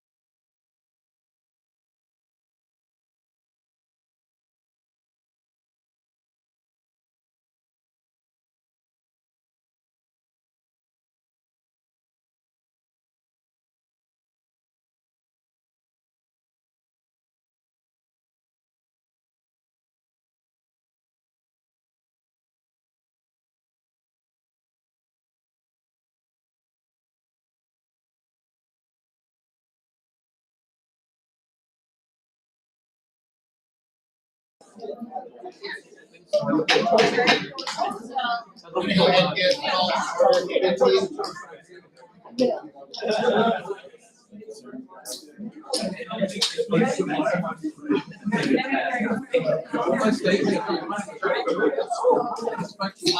Here, you got to call the order.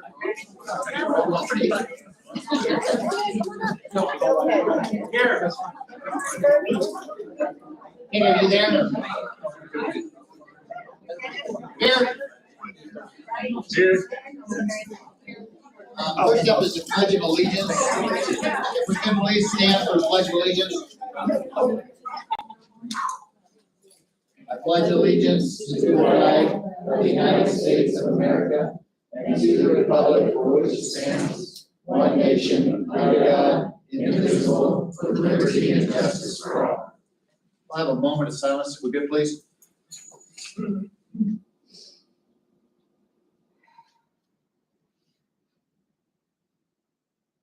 I thank you.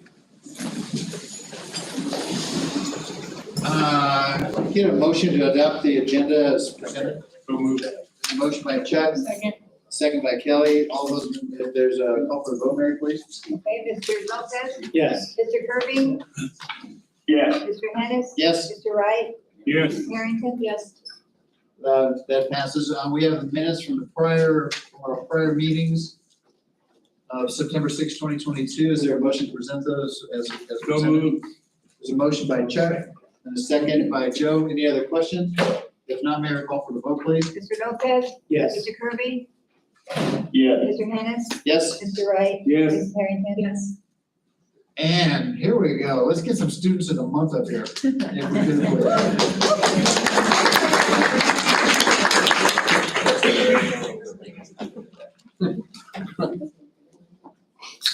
Good evening, Board President, Mr. Hennis, Madam Superintendent, Board members. Hope everyone's having a fantastic night tonight. It's a little marathon night, but that has to happen sometimes. I would like to present our Rotary Club Student of the Month, Mr. Victor Whitner.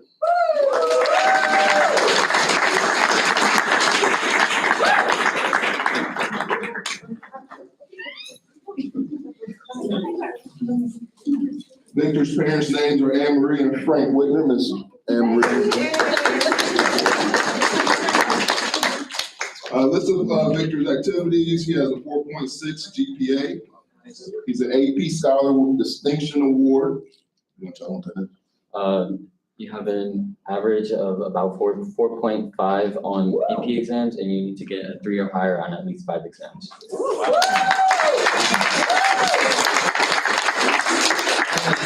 college trips do you already have? I'm sorry? Do you have college trips already? Yes. Yeah. He is currently our student body vice president. He does a good job of emceeing events for us when asked. Former junior class treasurer, AP club president, Vista student ambassador, NHS member, SAC member, Link crew member, and math club member. With all of that he's doing, he's still able to be a shift supervisor at Papa Murphy's. He's just trying to run around and play football when I was his age. He has over 30 plus volunteer hours at several organizations, including Valley Humane Society, St. Vincent de Paul, and other school organized cleanup events. He's planning to attend a 4-year university with a major in engineering. Mr. Victor Wilson.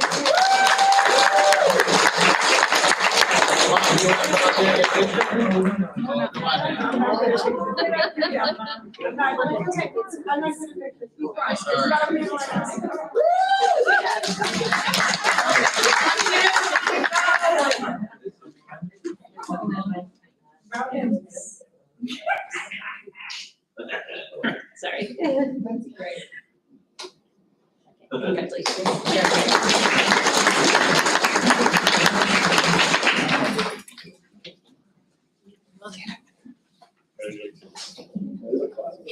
Congratulations.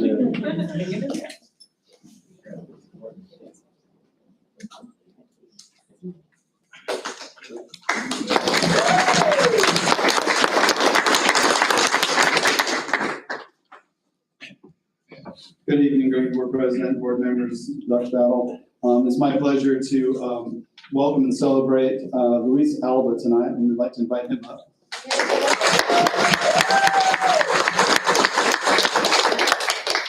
With me as well as one of our counselors, this is Ms. Robinson, who's instrumental in helping us to recognize our students. So I'd like to welcome her and thank her for her efforts as well. So just to tell you a little bit about this young man, pretty amazing. He's been in JROTC, multiple honors classes throughout his career, honors English, honors science, honors world history, honors English again, multiple. While he's doing that, he's also been involved in multiple CTE programs, early childhood, as well as he did some work with the automotive industry and auto tech. While he's been doing this, he's also worked at the National Vitamin Company. We'll have to learn a little bit more what that looked like in that.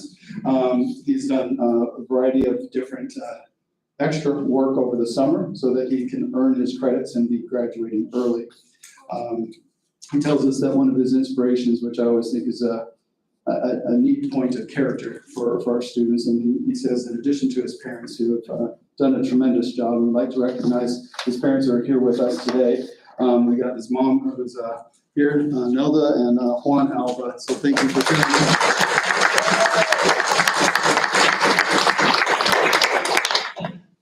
But he also mentions an older brother, and I think this is what's significant. He says his oldest brother is his biggest role model when it comes to life, having taught me several lessons growing up. He's currently serving in the United States Army stationed in Kentucky, and he talks about how his family's an inspiration to him. And so I think it just kind of speaks to his character overall. His goals, he says he's still finalizing some of those, but it's either trade school or military, or who knows where life will take him, but he's a capable young man. I'm sure he'll be successful. So again, congratulations. And thank you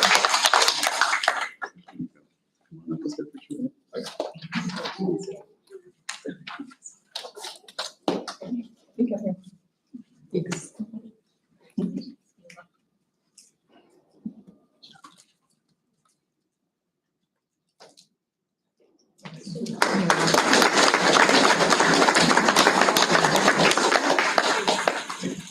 Good. Congratulations there, young man. Good luck.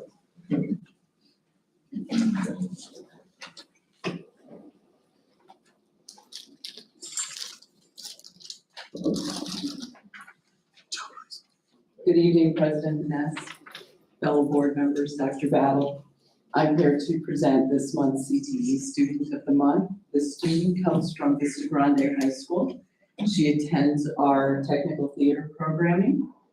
The student is Willow Mclaughlin.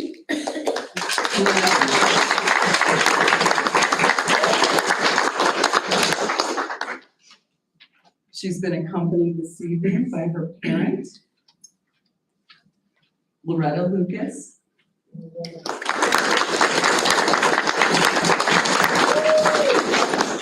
And I have some kind words that her teacher, Mr. Doug Harding, has chosen to share with us tonight.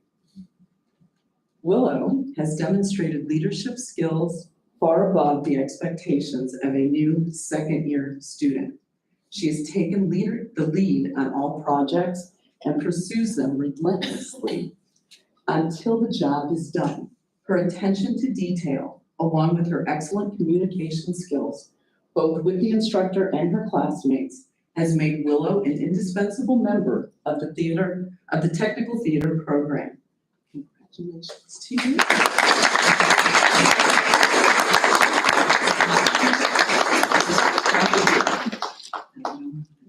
Dr. Battle. You can bring up. Congratulations.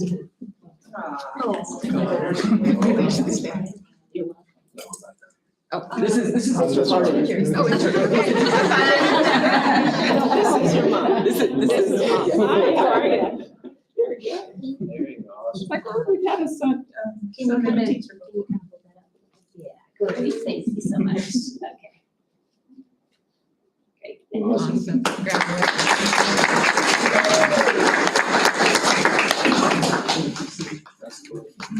Good job. Congratulations.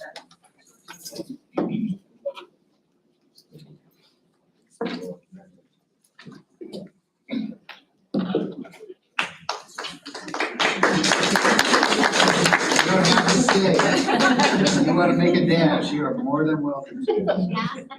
She's grabbing her. Okay, for the staff members of the month, In the summer of 2022-23 school year, Dr. Battle and the leadership team sought to improve the scores for all lower learners, which included our exceptional student services students, our 504 students, and our LED students. Dr. Battle hired 13 inspiring excellence coaches for each site to support all core and elective classes. These IECs are in the general education classes, working with students who need extra assistance to be successful in their educational environment. The IECs assist with individual instruction, small group work, classroom management, social and emotional needs, student understanding, and allowing our teachers to create a positive learning environment.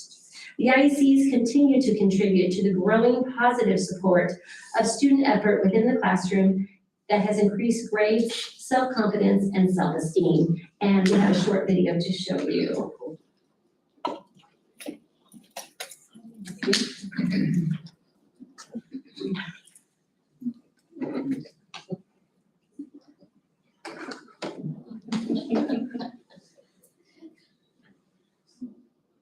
There we go.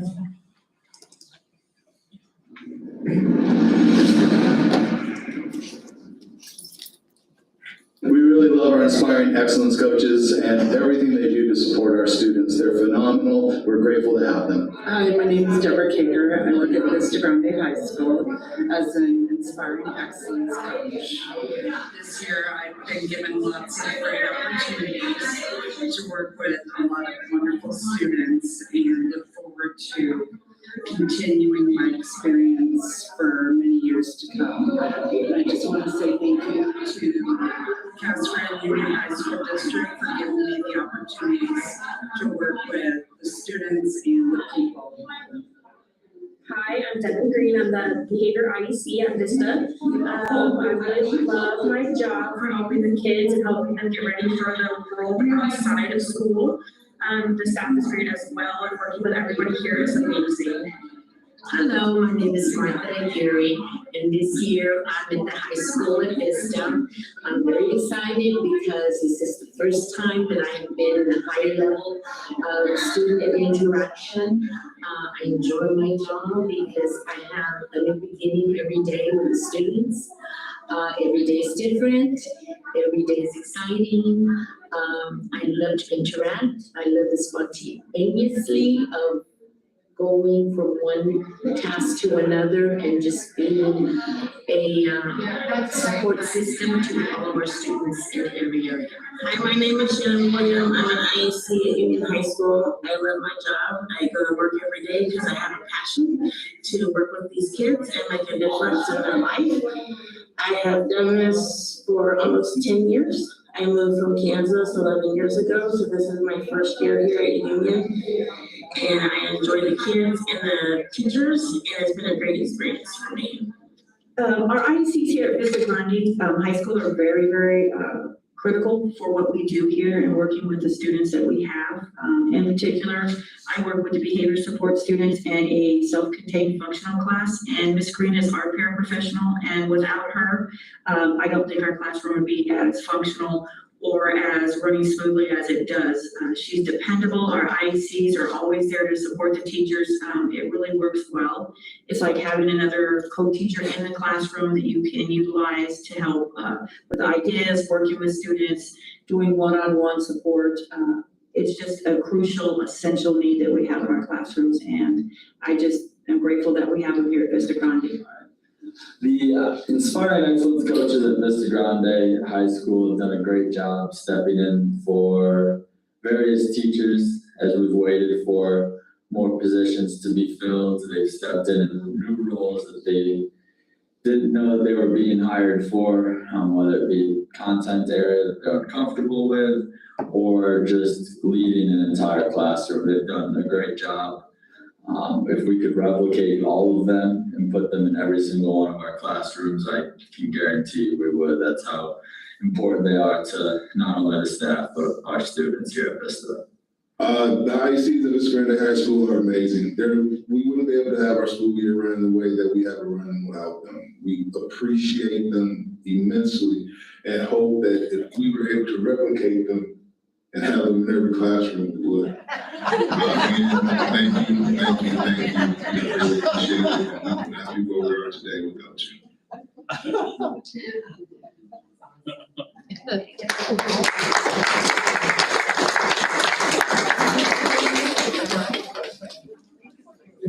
Okay, first of all, hopefully you can hear me. I have to reiterate everything that has been said, but from a personal level, you all are rock stars. You have stepped in and not only done the job description, but even more. I've heard nothing but positive from our teachers and staff and parents. And in some instances, parents have said, hey, let's just keep that person in the classroom.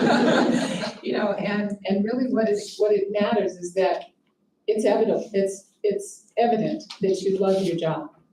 It's not a job, it's a responsibility, and I absolutely appreciate all that you're doing. And as we've heard about data, our students that have performed poorly, if you will, and last year, we were in double digits. We're in single digits right now because of the extraordinary support that you all have established. You're part of teacher development programs as well. So not only are you doing what's needed for our students, you're also developing your craft. And I thank you immensely for what you do. Thank you. I think we as the board just want to reiterate, I mean, especially this year with staffing the way it is and with teachers, just as shortage is there is across the United States. You guys are truly a blessing to help these kids out and get the school started. So thank you very much from the board.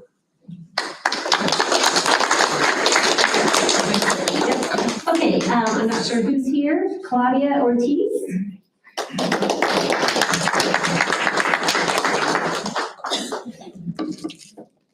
Deja Oswald?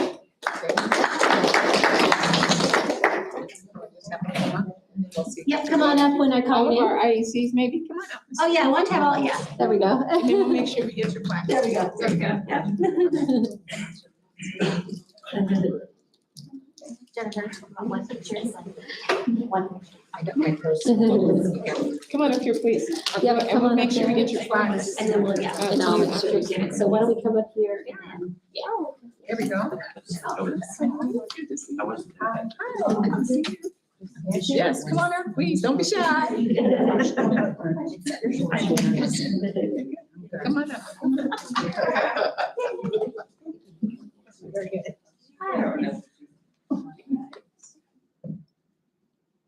Okay, perfect. Okay, it's been a good time.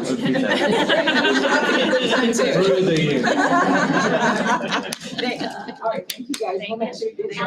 Thank you. Yes. Larissa? Larissa. Oh, congratulations. Do it. Yeah. You guys should also get your handshake. Come on, do it. Oh, thank you. Thank you.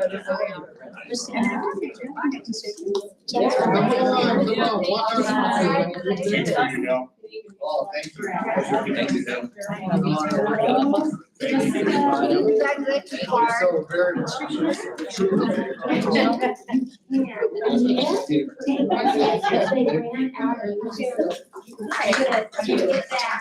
I really get it done. Okay. Oh, we're just, yes, we're not done. Oh. Okay.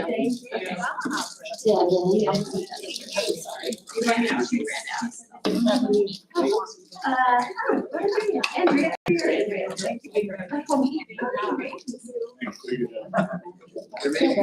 Anne Marie.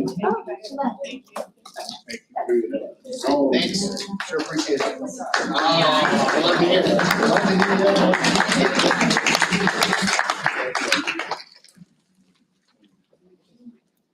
Thank you so very, very much. And we can't say how much we really appreciate all you do for the school. Dr. Battle, we are Superintendent's report. Yes, sir. First of all, I'd like to start with, and as you know, there has been a few times where I needed to make sure that accurate information has been shared based upon policy and law. And at our last board meeting, a community person spoke to that our district was violating policy as it relates to asking for identification for parents upon registration. So I just want to be very clear that the identification is not to determine residency. Very, very important. We understand policy, we understand law, we also understand the negative impact of something like that. Our district is not comprised of racist people, as we have been accused, and I just want to be real clear about that. The identification requested is to ensure safety, that we're releasing our students to the person who we are supposed to release them to. That's our responsibility. And so there's a document that's online that actually speaks to why we ask for multiple types of identification. For verification of address, districts have attendance zones. So there are some policies of capacity and so forth that we have to address.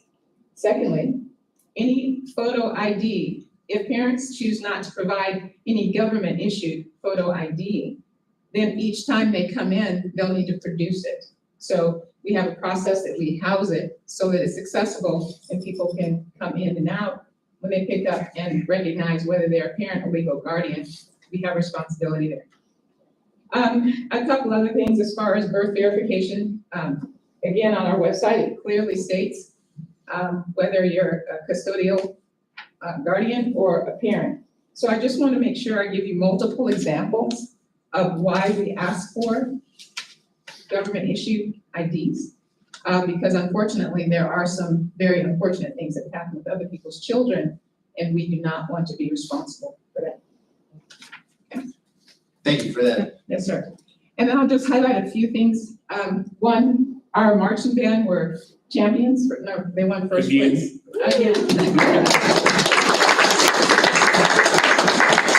Again. I received a text actually from the superintendent there that evening, and he shared that our team did a great job, and that's how much they stand out. It was really cool that he did that. We have had a number of things happen. Our Arizona FFA Summit Series Leadership Conference. So our students have kicked that off on February 16. Our Hispanic Heritage Month just concluded or is about ready to conclude on October 15. So a number of activities have happened throughout the district that we absolutely appreciate. We had lots of community service. I believe there's one this weekend, City Cleanup Day. Is that right? I saw it on the calendar. I need to find out where I need to go. I'd like to participate. But that's something that our schools are also involved in. There's a football field parking lot cleanup, the greatest of Casa Grande. There's a number of businesses that we want to recognize, and feel free to pay attention to that. Soka Senior, which was a fundraiser that kids had a lot of fun to participate in donating, and that was Friday the 23rd coming up, right? It was completed. Yes, okay, and then Give Me Five Friday. I just want to commend Jennifer Hortson, who recognizes staff from all across the district, and that's just outstanding, positive recognition. So thank you, Jennifer, for all of that. Then the infamous steak fry is coming up. You don't want to miss that, October 21st. So we want to make sure that we're out and about and ready to support all of that. So again, that's the sampler, some great things that are happening in and around our amazing school district. Thank you, sir. Thank you very much. We appreciate that. There are no cards for call to the public this evening, so we will move down to items reserved for board action. The first item on there is it's a second reading and adoption of a whole list of policies before us that we went through last month. Yes. We got the whole background, et cetera. So get a motion for the second reading and adoption of the policies as presented. Move to approve. I have a motion by Taylor. Second. Second by Chuck. Any other questions or discussion? If not, Mayor, would call for the vote, please. Mr. Lopez? Yes. Mr. Kirby? Yes. Mr. Hennis? Yes. And Mrs. Harrington? Yes. And Motion. Mr. Wright, sorry. I was writing at the same time. Yes. Motion I was passes. like, that was fun. I know. We have before us also a cell tower building permit application, Castor, and you guys have been negotiating this for a little bit. Matt, do you want to give us just a little bit of background on that, please? Mr. President, first stages, no lease has been signed yet, but we'll bring a lease back to you when we negotiate with True Note. This is just beginning stages for the permit. City of Casa Grande, one thing that another cell tower, And this generates $12,000 to $24,000 a year for every cell tower we put up in revenue. That's great. You want to move to approve the building permit application? Move to approve. Got a motion by Chuck to approve the building permit application for the cell tower. Is there a second? Second. Kelly, second. Any other questions or discussion? If not, Mayor will call for vote, please. Mr. Lopez? Yes. Mr. Kirby? Yes. Mr. Hennis? Yes. Mr. Wright? Yes. And Mrs. Harrington? Yes. We're down to item C, which is a move to approve and establish a cooperative purchasing agreement to leverage the pool of participants through Arizona procurement as presented. So moved. Go ahead and give us a little background on this. Mr. President, members of the board, this is just an annual agreement we bring to participate in Arizona procurement. Human Education Association runs Arizona procurement, and we want to post up on our website. We need to make sure that we get it. This is a cooperative agreement typical. Most districts take this for the board on an annual basis. Okay, thank you. Is there a motion to approve this? Chuck moved, and there's a second by Kelly. And we'll go ahead. Any other questions? And we'll call for the vote, Mayor, please. Mr. Lopez? Yes. Mr. Kirby? Yes. Mr. Hennis? Yes, Mr. Wright? 24,000. Mr. Wright? Yes. And Mrs. Harrington? Yes. You don't ask, you don't get. We're down to MOU for, must be for Title I. Is this, you want to give us a little background on that real quick? Mr. President, members of the board, this is the migrant education program. Queen Creek Unified School District runs the consortium for Maricopa County / Pinal County. And so this is just a data sharing agreement on behalf of the consortium for our migrant kids' data to be able to be shared with Queen Creek Unified so they can service migrant kids' learning needs. Okay, after the explanation, is there any other question about that to approve that as presented? I'll make a motion as presented. Is a motion to approve the MOU by Kelly? Is there a second to that? I will second that. Third. Joe seconded. Any other questions or discussion? If not, Mayor, go ahead and call for the vote, please. Mr. Lopez? Yes. Mr. Kirby? Yes. Mr. Hennis? Yes. Mr. Wright? Yes. Mrs. Harrington? Yes. Item E is a workers' gallery. This is just to put us on an even footing with the other people that represent us. Is that how I read that? Yes, sir, Mr. President, members of the board, this is the standardization of event worker pay across the district. So when someone signs up to be a ticket taker at Union or at Vista, they're gonna make this amount as scheduled in the salary schedule. So eventually the goal, once again, as a reminder, because there's gonna be another thing on here with stipends, the goal is to get all stipends and extra duties on a common calendar that we bring to you in May of every year. The reason that's important is because we have to budgetarily plan for any increases to these stipends and event schedules. Move to approve. Is a motion by Chuck to prevent the event worker salary schedule? Is there a second to that? Second. I'm sorry, who was the first? Chuck moved, Okay. Kelly seconded. Any other questions or discussion on that? If not, we'll go ahead and call for the vote, please. Mr. Lopez? Yes. Mr. Kirby? Yes. Mr. Hennis? Yes. Mr. Wright? Yes. Mrs. Harrington? Yes. We're down to item F. This is just a listing of all of the spring athletic and other stipends for the balance of the springtime sports, et cetera. Is there a motion to approve that as presented? So move. Motion by Chuck, is there, and I will second that. And Joe seconded. Is there any other discussion? If not, we'll go ahead and call for the motion. The vote is the stipends presented. Mr. Lopez? Yes. Mr. Kirby? Yes. Mr. Hennis? Yes. Mr. Wright? Yes. And Mrs. Harrington? Yes. We are down to item, the fiscal year 2022-2023, pay for performance 301 plan as presented. That you want to go ahead and talk about that just for a second? That's why I'm looking back at you. Okay. Yes, so again, while she's heading this way, we have followed the timeline that we presented to you all earlier in the year. And so Dr. Eden's going to talk about that plan. And then next month, we will have the other information to couple it.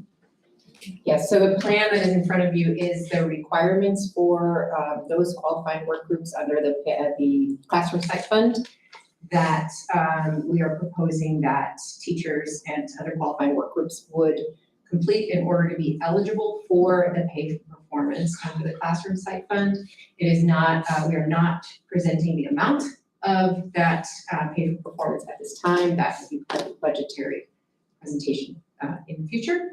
We had a committee of teachers and other work groups as well, administrators. We met 4 times. We also sent out a survey to teachers to find out what they would like to see in the pay for performance plan, and we do believe that we've created a plan that meets those requests. They wanted something that they felt that they had control over, that they felt like they could successfully implement. It is connected to achievement through the goals in their evaluation, but not an additional, on the top achievement goal. So there are 4 components. There's a student achievement component in there. There is their performance, teacher performance on their evaluation. There's a professional development component, and then there is also a component of SEL, social emotional learning, which is really just for teachers to survey students to understand how their students are connecting with them, and then to reflect on that and take some action steps, and then reflect on the impact of those action steps. So the pay for performance is not dependent on the student responses. It's the process of reflecting on what you're receiving from. Yes. And then also you did send it to legal. Yes, we did send it to legal, and it was reviewed by legal and passed the test. So. Dr. Even, just a question. I see that you had 134 responses for this vote from the teachers. How many were actually eligible to vote? There were 200. 200. Yes.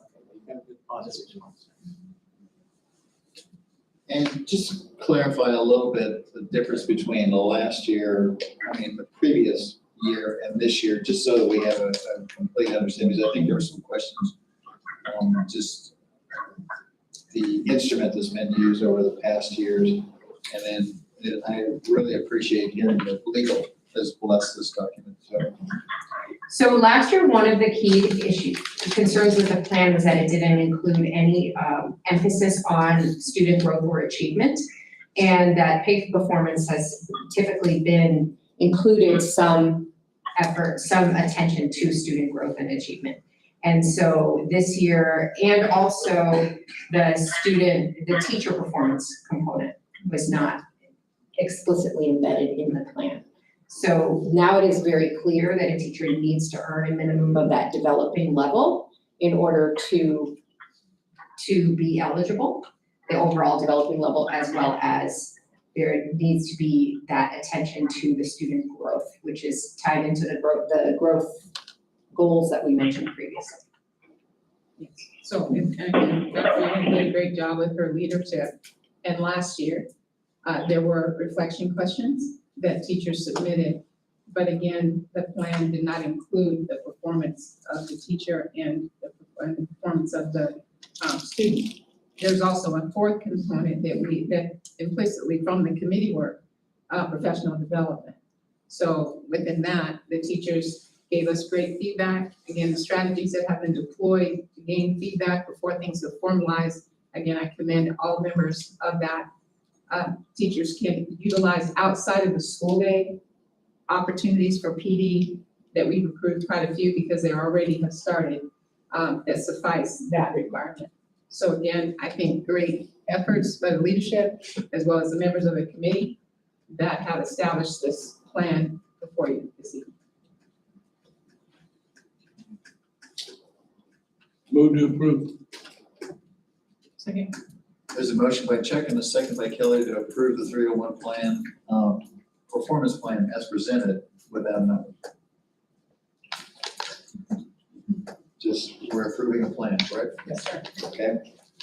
Mary, we'll go ahead and call for the vote, please. Mr. Lopez, Yes. Mr. Kirby, Yes. Mr. Hennis, Yes. Mr. Wright, Yes. Mrs. Harrington. Yes. We're down to approve the superintendent's goals, the template of goals that were presented, that we presented in executive session. Is there a motion to approve those as presented? I'll move to approve.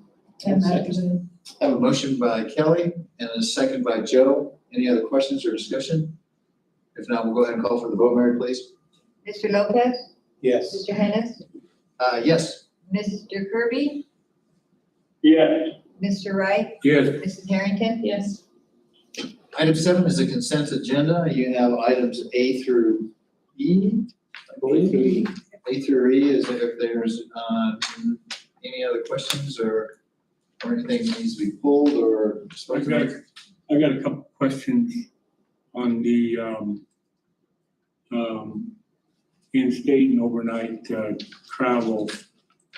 On the, Let's go ahead, and I've only got one other question also on the information, so let's go ahead and do personnel and warrants and vouchers and student activity and auxiliary operations, A, B, and D, approve them, and then we'll pull the other ones so you can ask your question, and we'll approve those. Okay.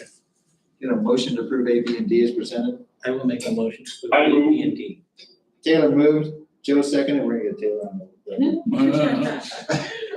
Any other questions? If not, we'll go ahead and call for the vote, please. Mr. Lopez, Yes. Mr. Kirby, Yes. Mr. Hennis, Yes, Mr. Wright, yeah, Mrs. Harrington. Yes. Chuck, go ahead and ask your questions, because mine said I just got one. yeah, on the, in-state overnight travel from, Mr. Mab, it does not state, how many students or how many people are going. Do we know that? I can get that for you. I don't have it off the top of my head. Is that? Okay. And then, also for the Vista Grande High School Key Club, it does not state, how many members are going. Yes, that's interesting. So we'll make sure we get that for you. Okay. Our board members. Okay. All right, thank you. My Okay, pleasure. and I only had one question, man, and it's about busing. And it just, how we're doing overall, I just saw they said that we need 42, and we're at 34. And on time, it looks like on time is improving. There was a stretch there where you 82, it looks like you're back up around 90. And then specifically that one route 2, I'm sorry. route 2, there was an issue. Yes. How things are going with that would be just a quick question. Yeah, so as you can tell from the report, the ranges range from the 90% rate to 93% rate on a daily basis of being on time. The expectation is 95% or better. Okay. So we're still a little short of expectation and working towards improvement. You can see that there's 42 employees to staff all routes. 34 employees are currently employed. At an 80% coverage rate, I will tell you that's as high as I've seen in the busing industry. We had 46 drivers in Green Creek, and I think we struggled to find 23 the year after the pandemic, 21, 22. So we were about 50% staff and had to, as a result, hire third-party busing services. So at 80% staff, we're running solid, but that is probably a root cause, if you do a root cause analysis of why we're showing up 90 to 93% of the time, because that's going to require double runs. And you're going to do double runs and make sure your staff complete that second run. That's probably causing your on time. Route 2, I've heard no issues.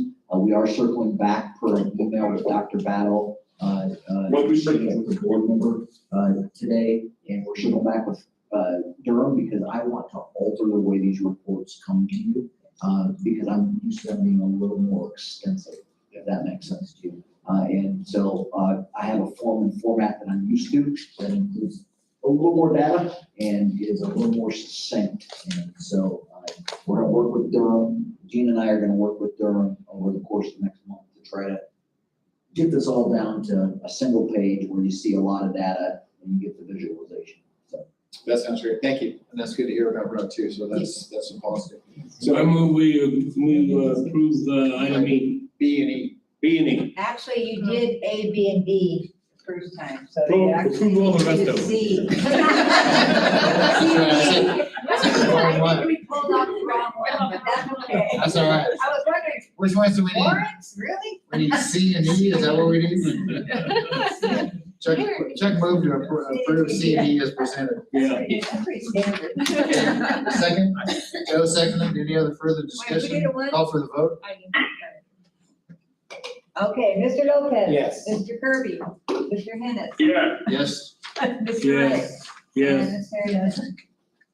And we're adjourned. Have a nice